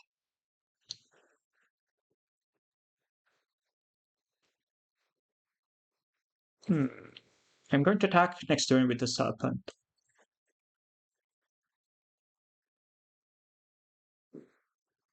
No, it's not very likely going. I'm not really going to attack probably. So it is for the better to block with just one familiar, take some damage.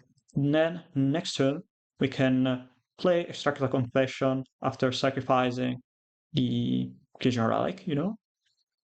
So we tap this creature, cast Extractor Confession, kill other Chrysalis. But to be honest, I think we are missing one Nihil Spellbomb. We weren't able yet to draw one Nihil Spellbomb. That's annoying, to say at least.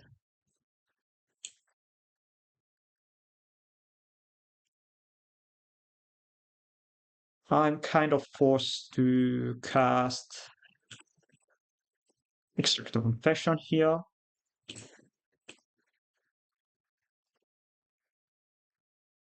So they're going to sacrifice the 4/5 Chrysalis. Ooh, Science is just addict, they're boosting the other Chrysalis.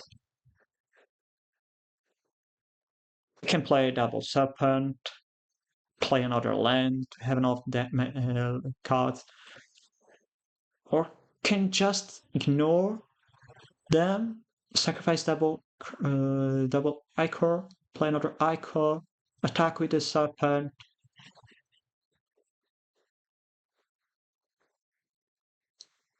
I have 9 mana next turn. I'm dealing 2 damage with the munition. So they go down to 13. Another 5 damage, they go down to 8. If I play double Serpent, can I really do something against a Chrysalis? I think it's probably better to cast double serpent here, because if they choose attack, or rather, they can't really choose the attack here while have 3 copies of Gearseeker serpent unless they have a cast down. There's no reason to me to attack, and they can't attack with double Chrysalis. They can bring back 1 Chrysalis with the Blood Fountain, but if they do that, they're bringing back just 1 Chrysalis. And they have another couple spawns to sacrifice and pump the Chrysalis. Okay.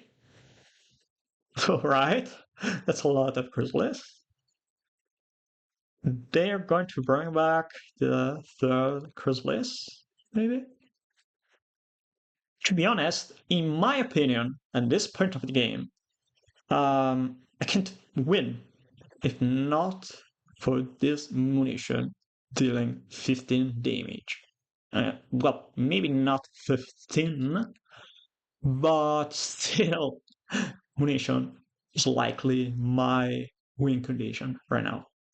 So the sacrifice of couple spoons, we're likely going to activate the blood fountain. They have 1 card in hand. If that last card is Nixmore Hydra, and it's very likely going to be Nixmore Hydra, they're going to have a very big Virgin Chrysalis. That's a huge Chrysalis. Are you going to kill me? Yeah, playing all my serpents to play around Chrysalis, to play around the Nixmore Hydra was the right call. 21, 22. I can't even kill it.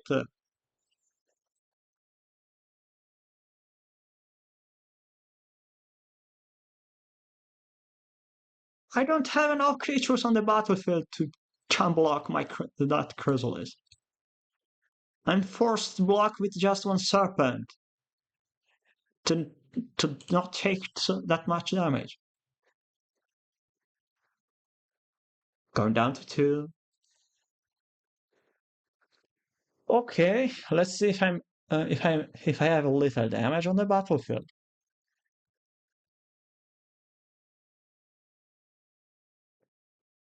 I have 9 lands, so if attack, they're blocking 1 Chrysalis. I mean, they're blocking with the Chrysalis 1 serpent, taking 5, 7, 9, going down to, yeah. I think we have enough damage. We attack with everything, and yeah, that was a huge Nixmore Hydra, but have more damage than you.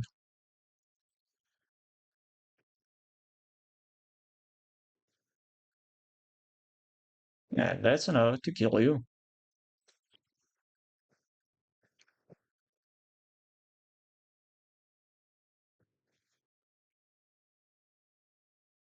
Good job, makeshift munition.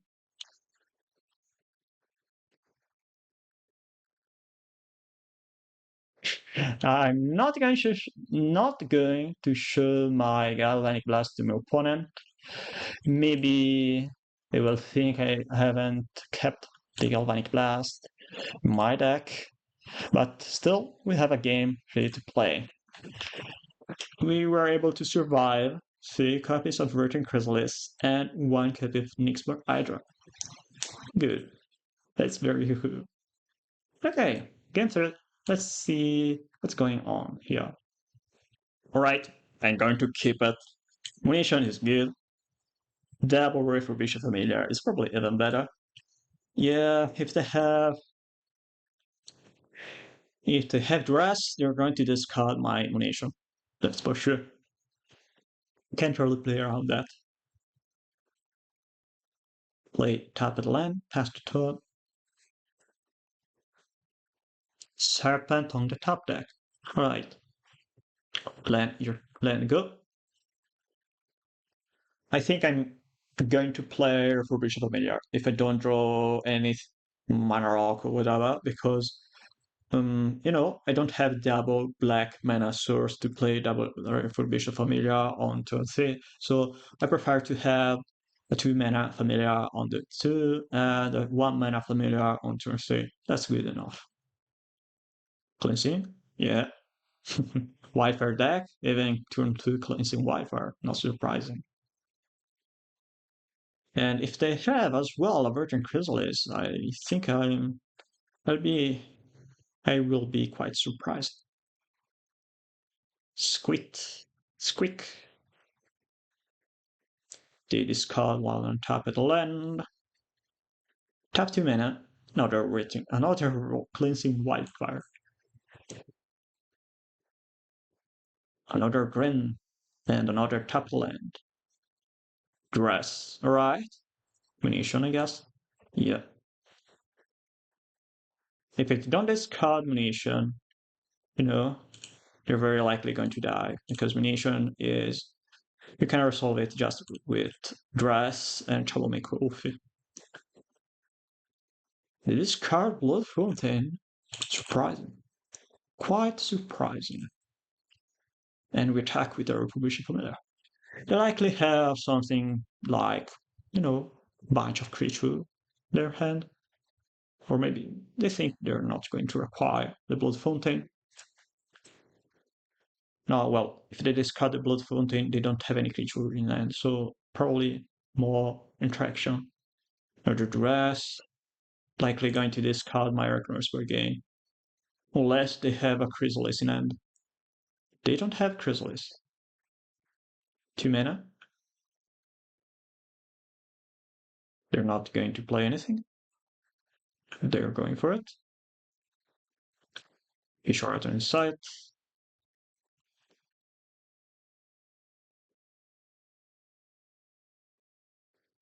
Okay. Creature Relic on the top is fine. We draw 1 card. We play 1 tap at the land and attack for damage. I think we have a game plan here. We can attack with the little flying zombie rats, then attack with the serpent. Okay, you got 1 galvanic blast on your face. You can discard nothing. 3 dress turn by turn is annoying. It's very annoying. Let's hope they don't have any Virgin Chrysalis. What are you doing? They cycle the Twisted Landscape. Play another Blood Fountain. Pass the turn. Another land.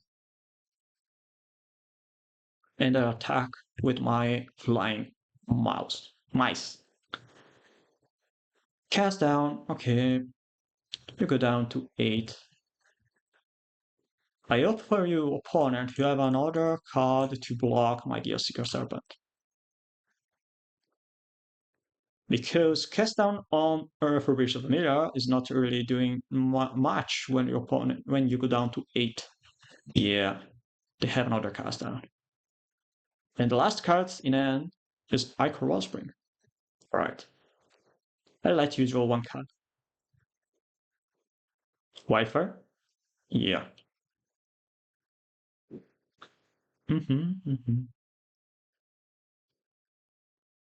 And an untapped land on the top.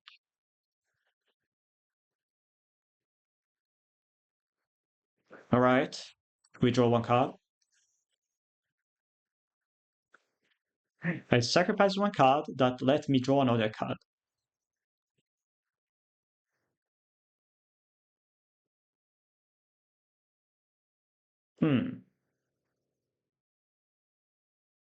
Okay.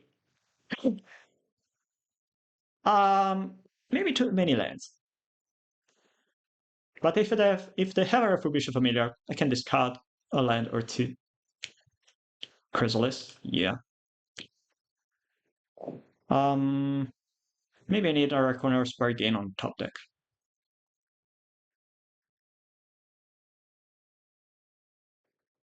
Okay, they're casting their Viscerator Insight. Sure. Yeah. I'm not really sure how Affinity is able to play without a Visualizer Insight. A Visualizer Insight is so good in this format, in this kind of decks, that probably you always want to have your way to draw cards from your graveyard. We draw an Hydroblast and the Cetus Synod, and then we play another Capital Land. We have a very good starting. We have a very good start. We got too many dress and not enough envelopes to stop those dress. We're going to attack for 6. We're taking 6 damage. If I draw an Accretion Relic, I will be quite happy to tap my opponent Chrysalis. Yeah, sure. They don't have him play around Galvanic Blast on their Chrysalis. They don't really care. Another Arca Wellspring, yeah. Seems like the matchup is all around, is just who plays more card advantage and have Visualizer Insight. And seems like Visualizer Insight is good enough to overcome all my card advantage. Seems when Dress is not good enough to stop the Visualizer Insight. 2 casts, you can always draw more cards. Okay, Creature Relic is good. Going to play the Seat of Synod, play Creature Relic, tap, Liberation Chrysalis. Another Spellbomb.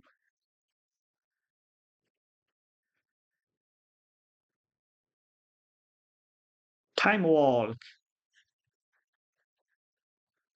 If I draw another Galvanic Blast, I will able to kill my opponent, but I have just 1 Galvanic Blast left in my deck.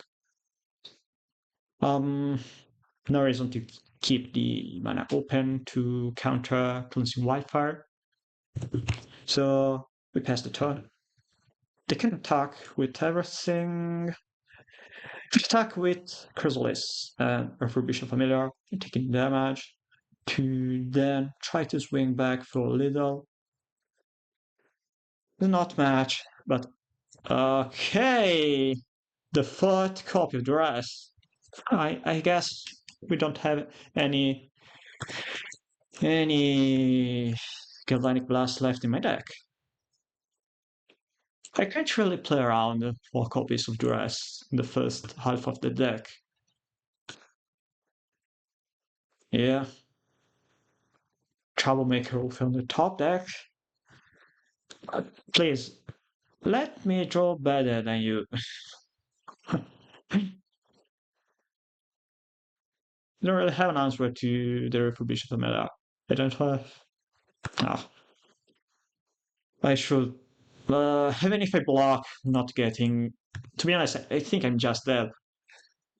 Uh,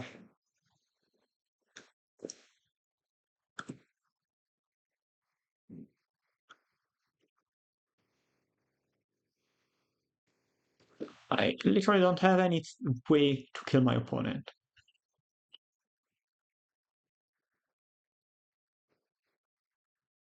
Oh,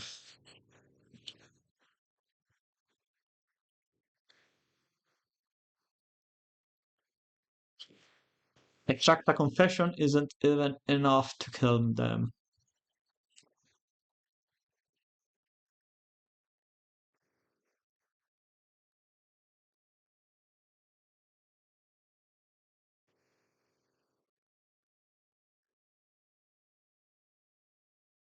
Haha, I'm forcing you to discard 1 card.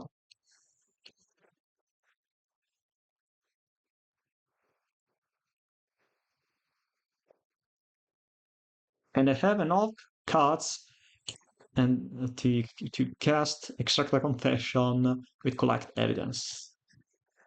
Alright. They play the author. They exile my familiar. Yeah, sure. not letting happen.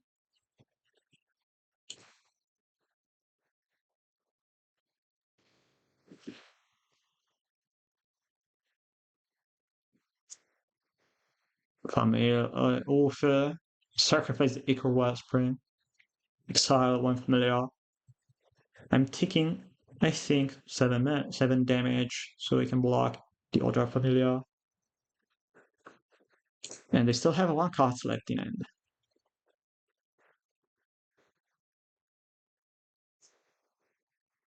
I think I don't have enough cards to interact with John. After all, the most troublesome part is not having Research Insight in my deck and not having no answers to Region Chrysalis.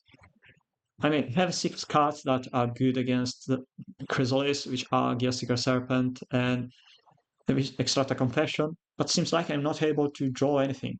I mean, what is going on here? My opponent is just drawing better than me. They have more creature, more card advantage. I'm quite surprised. 4th round, we are starting first. I'm gonna keep it. The basic island, but doesn't really matter. I think what really matters is either turn 2 Echo Spring into turn 4 into turn 3 Darkness Bargain. That's quite something.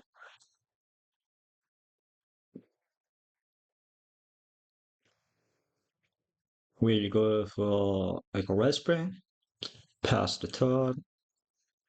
Okay, red.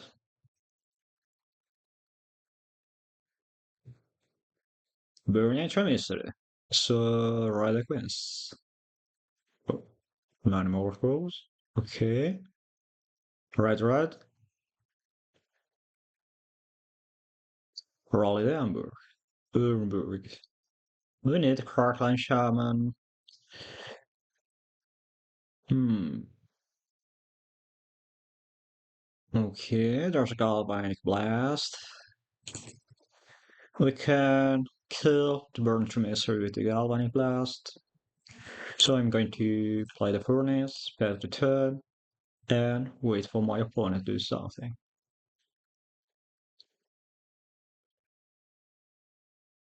Clockwork Percussionist. The attack. And we kill the Burn Mystery. We take 3 damage. 3 damage is not match. Still not but still better not taking it the damage from the bird intermissary. And there is a builder Epicure in the post combat. Okay, time to find the Crackline Shaman, I guess. Fontaine, Gearseeker Serpent, Galvanic Blast. If I play the Blood Fontaine, I can play the Serpent with the island. Yeah.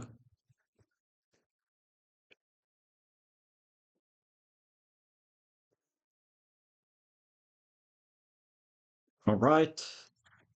I'm very likely going to cast Galvanic Blast on one on a Buldarian Epicure.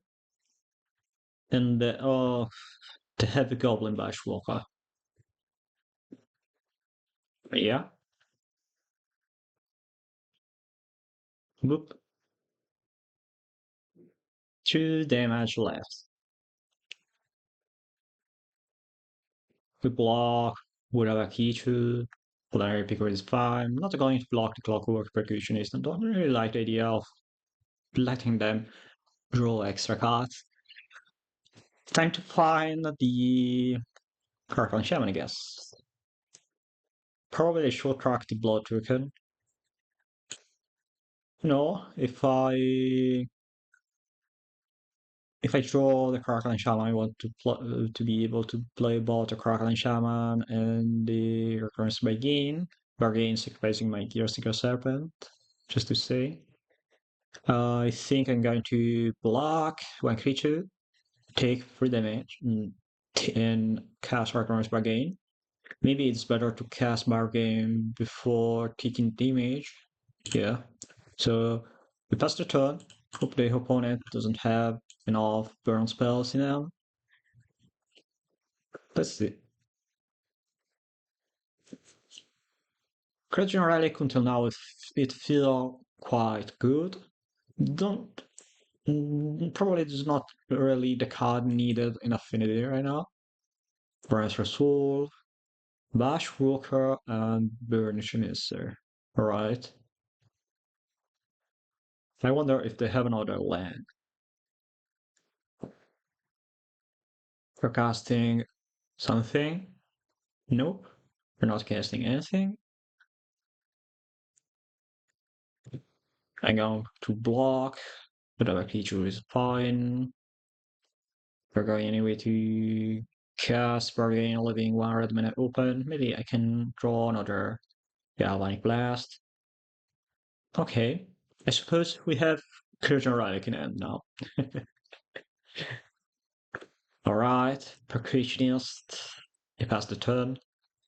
Munition is not what I'm in need right now.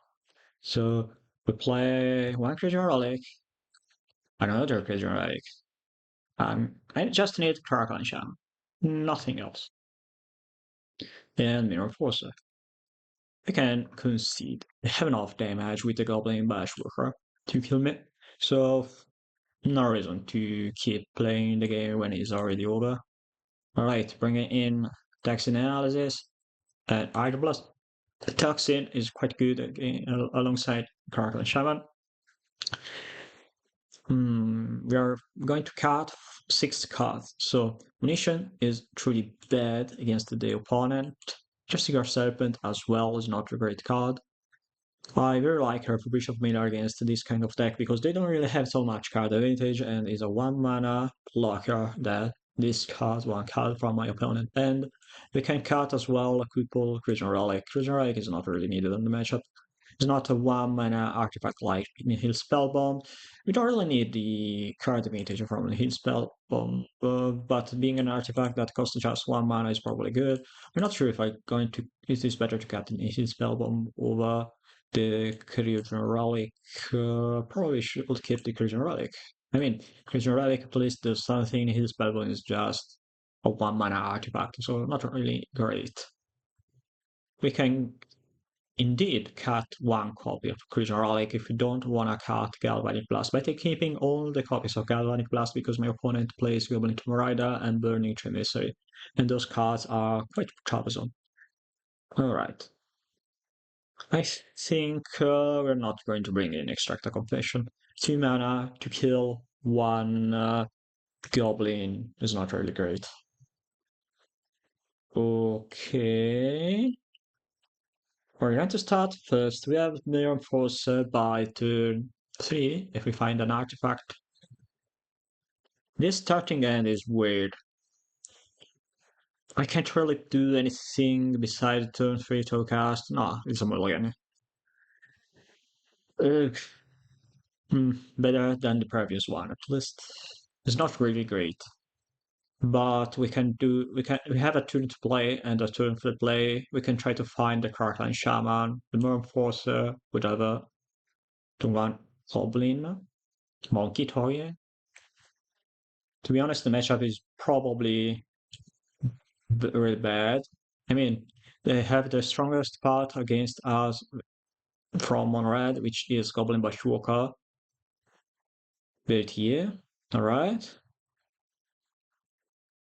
And again, Rally Armor. So, any keep we have without Kraken Shaman, we aren't really, we aren't really making anything relevant. I think my best play here is Mirror Forcer, so I'm playing Seat of Sinnoh. The Mirror Forcer is not a good play, but if they don't have a Cast into the Fire or another artifact and a Galvanic Blast, they are forced to trade 1 creature and 1 burn spell to kill my Enforcer, and they have Smash to Dust. Okay, we go for 2 cast. Enforcer, another Enforcer.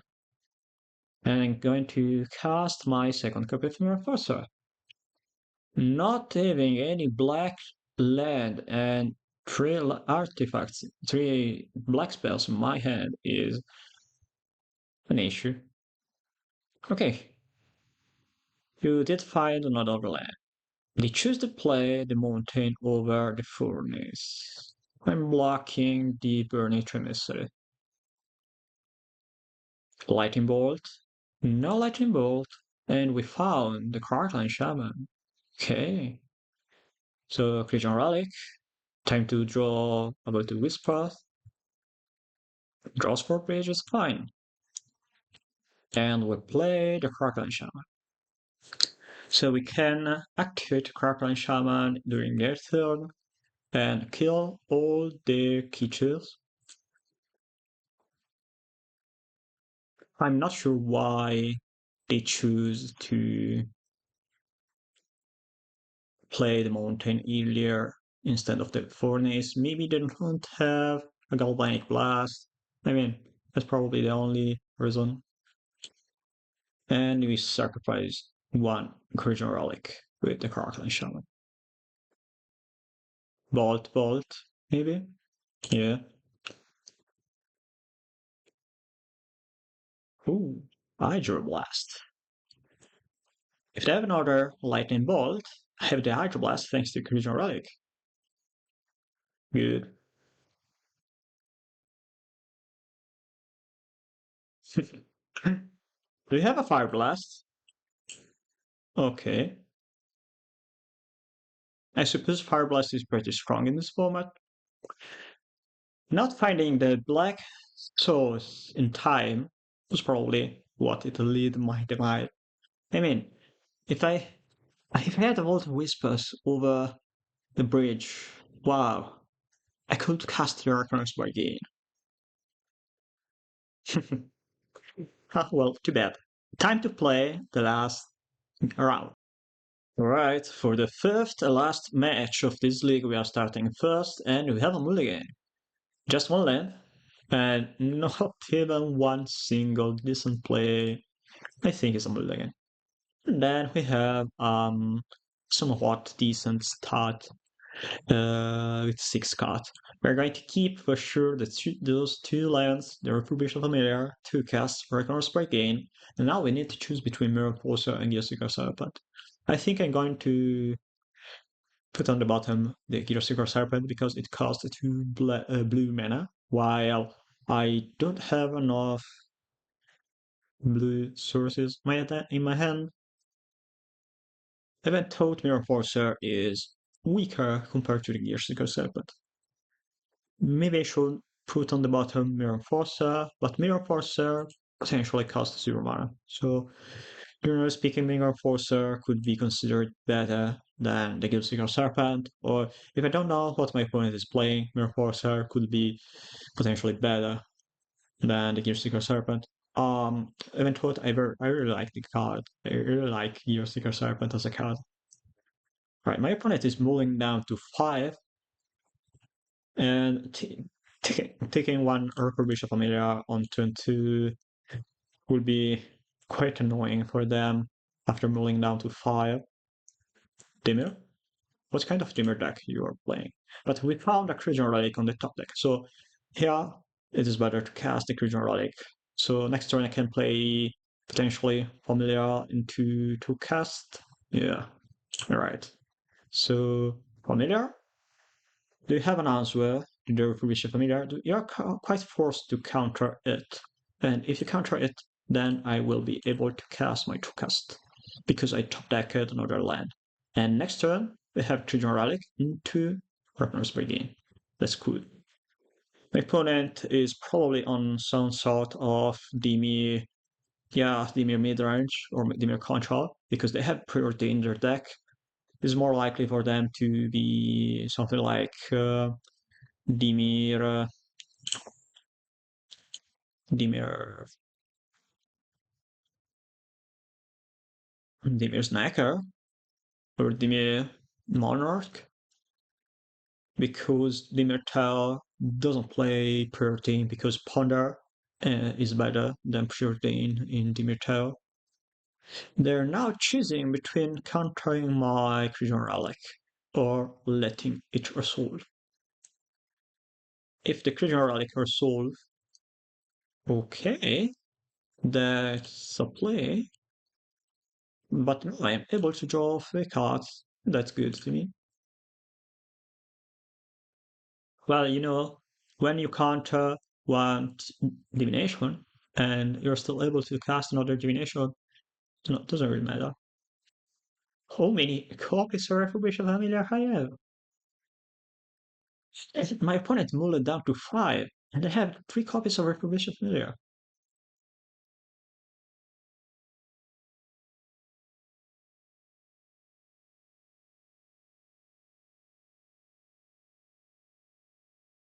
So what are you going to discard? Sprite. That's Dimir's Neckar. They're discarding another card. Cast down. Forcer costs 1 mana. Okay. I'm going to play the Heal Spellbomb. I believe they don't have any Sprite left in their deck since they discarded first Sprite and then Cast Down. And Cast Down is better than Sprite in this matchup. And then after casting the Heal Spellbomb, I'm casting the Enforcer and Gearseeker Serpent finally. So now I think the game is pretty much over. Unless they have some very, very strong card like Murmuring Mystic and able to find whatever they need. Yeah. Alright. In my opinion, this match is very easy. We are bringing in Power Blast. I'm not sure about Envelope. Yeah, we can counter Blue Reveal it. But I don't think the card is good. Extractor Confession might be good to kill Murmuring Mystic. Well, I don't think so. The cards that are very, very bad in the matchup are Crackling Shaman. You can cut a Galvanic Blast because you're bringing in Power Blast, and Power Blast is better to interact with my opponent cards. I'm not sure about cutting his Spellbomb because the deck, my opponent deck, is probably, yeah, is clearly relying on Sneaky Snacker. Maybe I should bring in another copy of Nihil Spellbomb. I don't really know what I need to cut. I'm not sure if I even want to cut those cards. Maybe I should play 62 cards. I mean, playing more than 60 cards is always bad, but since the game is probably going to be a Grand Fiesta, having more spells than usual, so I'm more or less virtually diminishing the amount of lands I have in my deck, can be a decent strategy against a grindy deck. Um, I as well played Affinity with more than 60 cards in the past, uh, and the deck was still okay. Playing 61, 62, up to 63 or 64 cards is still fine. You just need to play 20-ish, 20, 21 lands, and you are fine. Also, you're already playing a bunch of card advantage. I mean, we have 16 cards that let us draw 2 cards, and that's a lot. Even thought Ichor Wellspring, you can't really sacrifice it without Burner's Regain or Visual Insight. Alright, we have a very good starting end because we have interaction with every color and we have 3 lands. We have card advantage and we have Mirror Forcer, which is probably the weakest card in my starting end. Yeah, we have as well the Makeshift Munition. And Makeshift Munition is bad in the early game because you prefer to play munition later in the game if you have only 1 copy because your opponent is clearly going to play cards like Hydroblast and Spell Pierce and even Annul to interact with your strategy. And sorry. And being able to resolve the makeshift munition when you have Pyroblast to protect it, or when your opponent doesn't have any cards left in their hand to interact with your munition, is good.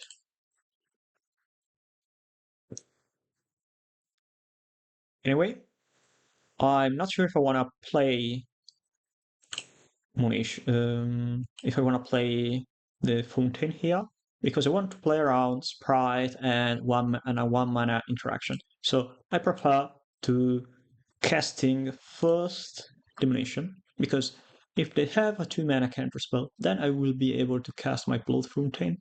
If they don't have,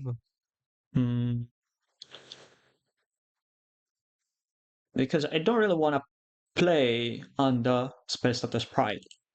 Spellstutter Sprite let my opponent get an advantage over me, because it's just a virtual card advantage card.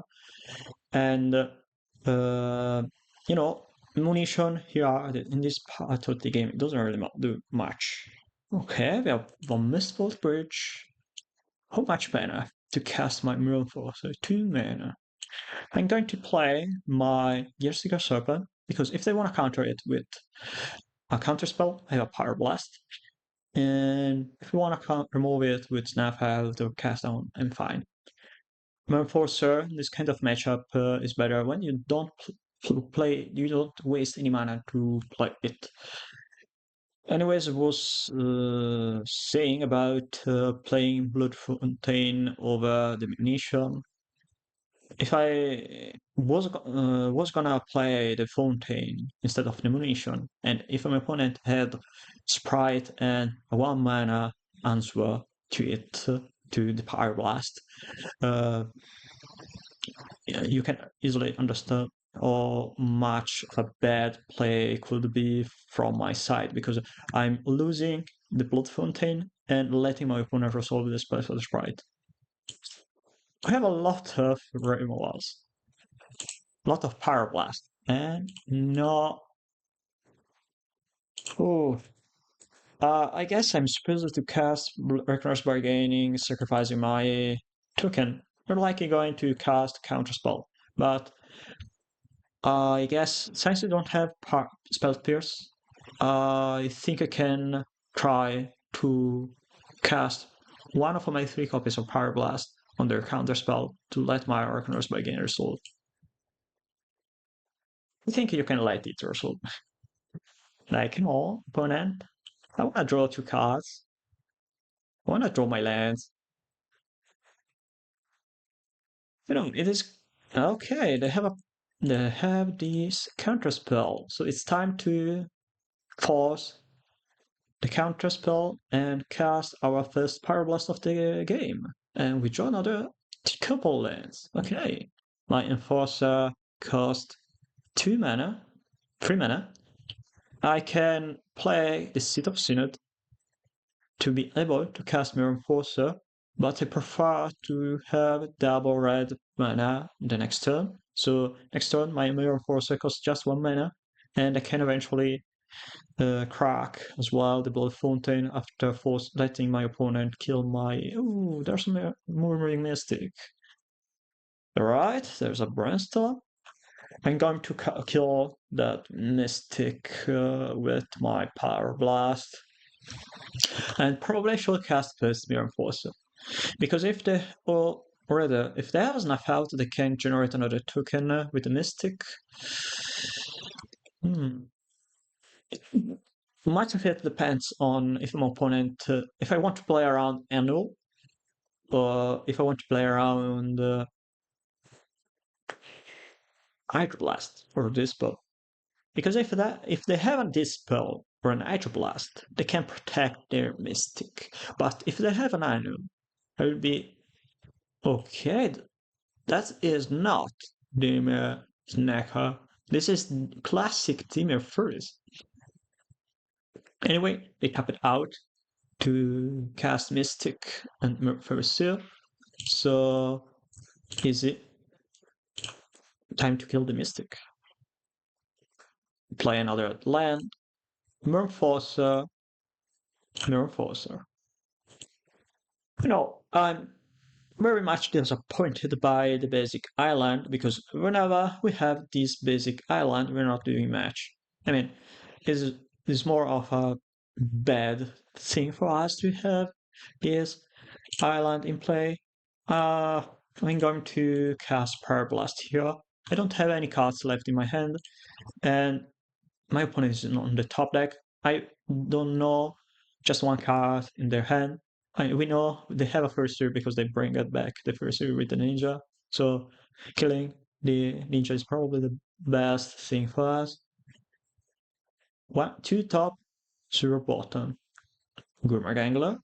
Okay. Now there's Seat of Synod.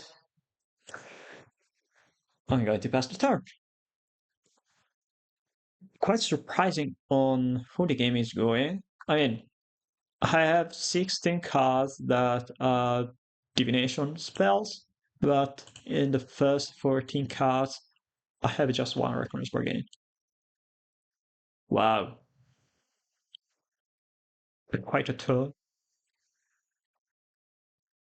They're not attacking with the Gurmag Angler, so they don't have Snap out to kill my Enforcer. They don't really like the idea of letting me. Oh, okay. We can attack with everything. They're going to block with the Angler. We kill the Angler with the Galvanic Blast, and we bring back all my creatures with the Blood Fountain. So we can play around as well against Bog or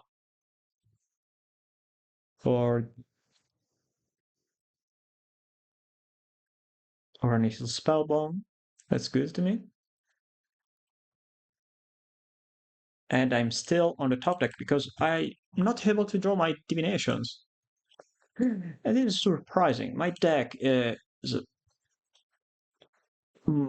basically has more divination than everything else.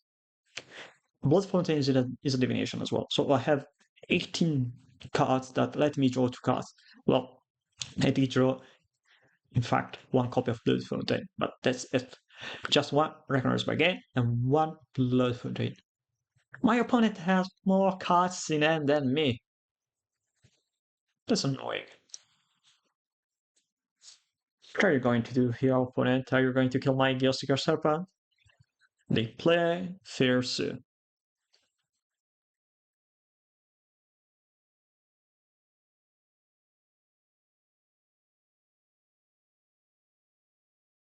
It's very surprising to me to do not have any cards in my hand. Infinity is the elimination point deck. Cast down on my Serpent. So now I can't even attack. Oh my goodness, another land.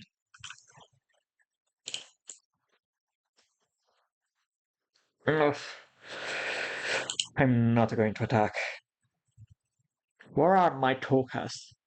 My Ico Raspberry, Creature Relic, Ragnars's Bargain. Where is my card advantage?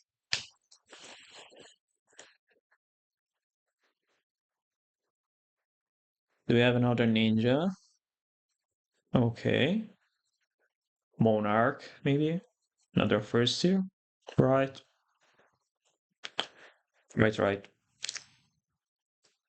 They are pretty sealing my bird state. 2 mana, Ogre of Bolas. So bottom with the first tier, Ogre of Bolas. Flip another Lorien Revealed. Reckoner's Bargain. Well, I suppose I'm kind of forced to pass the turn. Not going to attack. I'm waiting for opponent to cast Lorien Revealed in their turn because it's very likely for them to cast Lorien Revealed here. And then I'm casting Ragnar's Bargain, a response, sacrificing one Seat of Synod. If they have this spell, they counter the Bargain, but at least they can't counter it with the Spellstutter Sprite. And then I found the fourth and last copy of Power Blast, and that's good. Alright, Hydro Blast. Not surprised, but at least I now have one decent card in hand. I can play my Echo Wellspring, draw maybe something better than another Seat of Synod. I believe Earth Furnace is quite similar to Seat of Synod. They are cycling the Inhale Spellbomb. The Inhale Spellbomb is not really great in the matchup. Probably should cut a couple. Yeah, the opponent is not playing any Snaker because it's not Dimir Snaker. Is Dimir Faeries. So it is for the better to cut Nis's Spellbomb because Spellbomb is good only against Gurmag Angler. My opponent's deck is very likely not going to play more than 2 copies of Angler, or I think just 1 copy. Okay, your game. All right, we can go down to 60 cards. I think we can bring in Extract a Confession, so we can kill Ugor Bolas. Nah, I think one copy of Nihil Spellbomb is decent because we can sacrifice it with Reckless Bargain or Munition. At least is an artifact that let us cast Mirror Forcer or the other affinity spells earlier in the game. We have 16 cards with affinity. Not a decent starting gun. Okay. Oh no, wait, we have the blue suits. Alright, better than nothing. I'm putting on the bottom of the Gearseeker Serpent. And I'm playing the bridge first because if I draw one black spell, Blood Fontaine, or the familiar, I can play it on turn 2.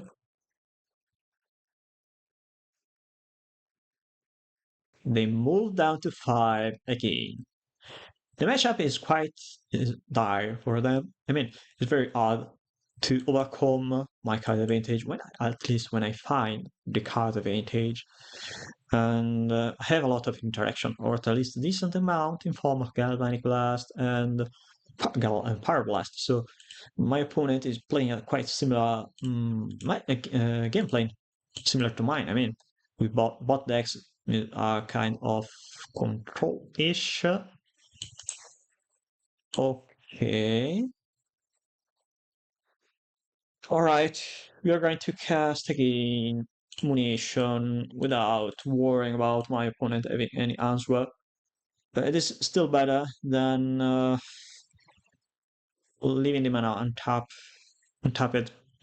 So if we find Necrowise from the top deck, we can kill the first year, just to say. If we don't have a Blood Metal Blast, we can, you know, oh, okay. One top, one bottom. I do really want to keep playing my 2 cast and also want as well to cast my Gearseeker Serpent next turn. So I'll play the top of the land and 2 cast, pass the turn, draw bargain and power blast. They put 1 card on the top. So that card, if it's not a ninja, is clearly land. They play land. Island. Elemental blast on my nation. Not surprised. I'm not surprised by that. I think I'm not going to respect them even. Oh, wait. It costs 1 extra mana. Right. Not going to respect them having a ninja and an untapped land. So if they want to cast ninja, mm,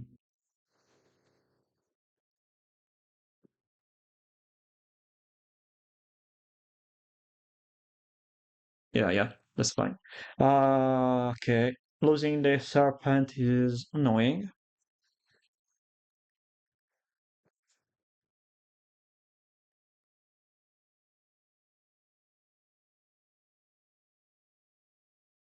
But whatever, we have a lot of lands, a lot of interaction.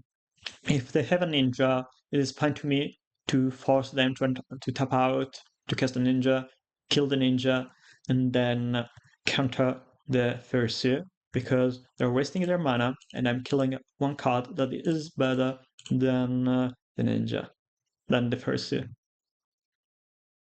I'm not going to crack my lands to play with a Reckoner's Bargain, because if I draw a Necro Wellspring, I want to cast to crack the Echo Wellspring with the Reckoner's Bargain. Well, I haven't found the Echo Wellspring, so I'm going to cast the Reckoner's Bargain, but at least I appreciate what I thought. Since they don't have any cards in since they are missing a lot of land drops, I think is what to cast at least one Power Blast to kill the Fursuit. So they can do split, that's fine. But then I can Galvanic Blast the Fursuit.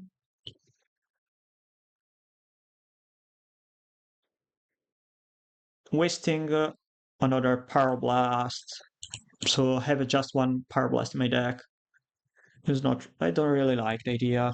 I prefer to have at least one Power Blast to interact with my opponent. How is that possible that I'm able to draw just Power Blasts and not cards that I have in more copies?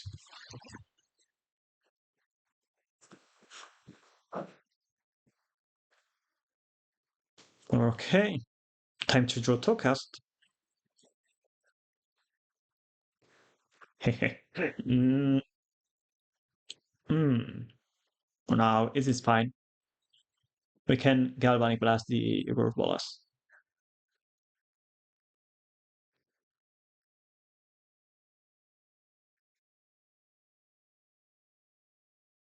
Pyroblast is better to use the Pyroblast to counter a counter spell on my card advantage at this point, since I don't have any card advantage, or it is better to counter one lower leader in the game.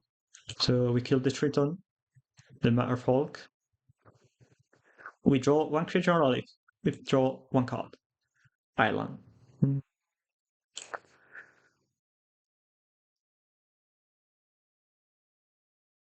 I crack my Cryogen Relic.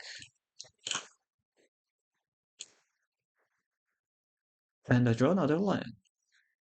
Sure. Okay, your turn, opponent. Untap the land, Monarch. Losing to Monarch at this point of the game would be very annoying. Really, really annoying. They don't have the Monarch. Yeah. I don't really like the idea of playing Power Blast to counter the Brainstorm and Galvanic Blast to kill once post as a sprite. Because, that would, wouldn't, wouldn't it, it's probably better to counter the Overlord Blast at that point. Alright, we draw one card. It's a land. Is that possible? Is that even possible?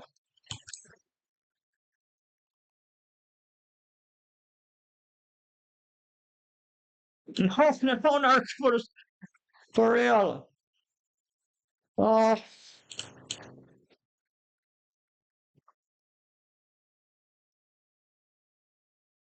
this is not a land. I draw one card. It's a land. This is this is quite this is quite something. This guy on here.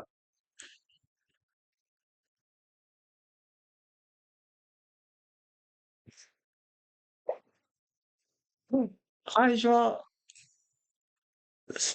10 lands in the first 20 cards. How much card do I need to take? 1, 2, 3, 4 cards. Yeah, that's fine. But oh, still annoying. Now they have a Guru Angler and a Furry Sieve. If I'm drawing another land, I'm considering game. I don't really want to play again with this deck. How is that even possible that I draw so much lands and knockout advantage? Alright, time to cast Counterspell on 2 cast. If you have a Counterspell, you're going to cast my 2 cast Knight. Yeah. Alright, I kept this Pyroblast just to counter your Counterspell. Okay, time to draw another 2 lands. Just 1 land. No, wait, no land. How many creatures I have in my graveyard? Just 1. I suppose that's not enough creatures. Alright, so Blood Fountain, discard the island. After discarding the island, I'm going to kill the first year. Yeah.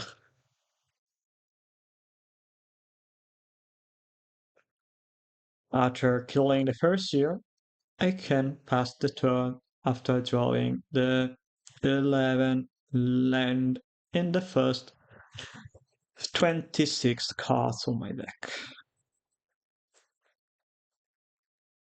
Which is kind of not surprising. It is still the norm. Not being able to draw enough copies of Arcanist Bargain and to cast in the early game. That was what killed me, actually. Okay. 2 copies of Sprite to counter my Ragnaros Bargain. I'll dig it. Another land, yeah. Creature Relic. Creature Relic isn't a land. Why my deck is letting me draw another card that is not a land? Because my opponent has the Anvil to counter my Creature Relic. Why not?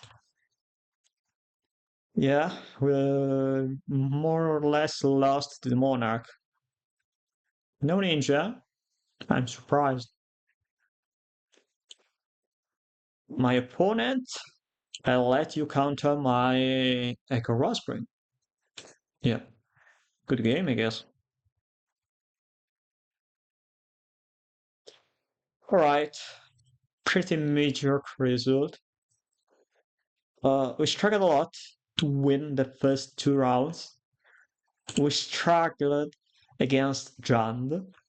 We played well, in my opinion, but my opponent plays Raging Chrysalis, and I don't have enough answers to Raging Chrysalis.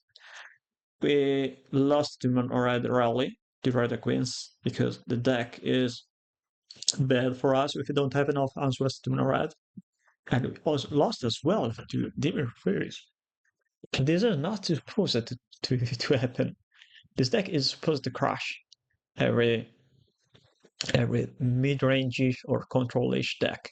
So, in my opinion, there is an issue with Affinity. Probably we need to figure out how to improve the deck. I mean, probably we need to play more copies of Hydroblast, more life gain. I think for 3 copies of Kraken Shaman. After all, Shaman is probably not really good right now. I mean, the card is pretty strong by itself, but in most matchups you put out Kraken Shaman. Probably we should play more copies, more mass removals alongside Kraken Shaman in form of suffocating fumes or breath weapon to interact better with decks like Faeries, Mono Faeries. Maybe we need to play Dress over Envelope. I'm not sure. Well, thank you for watching.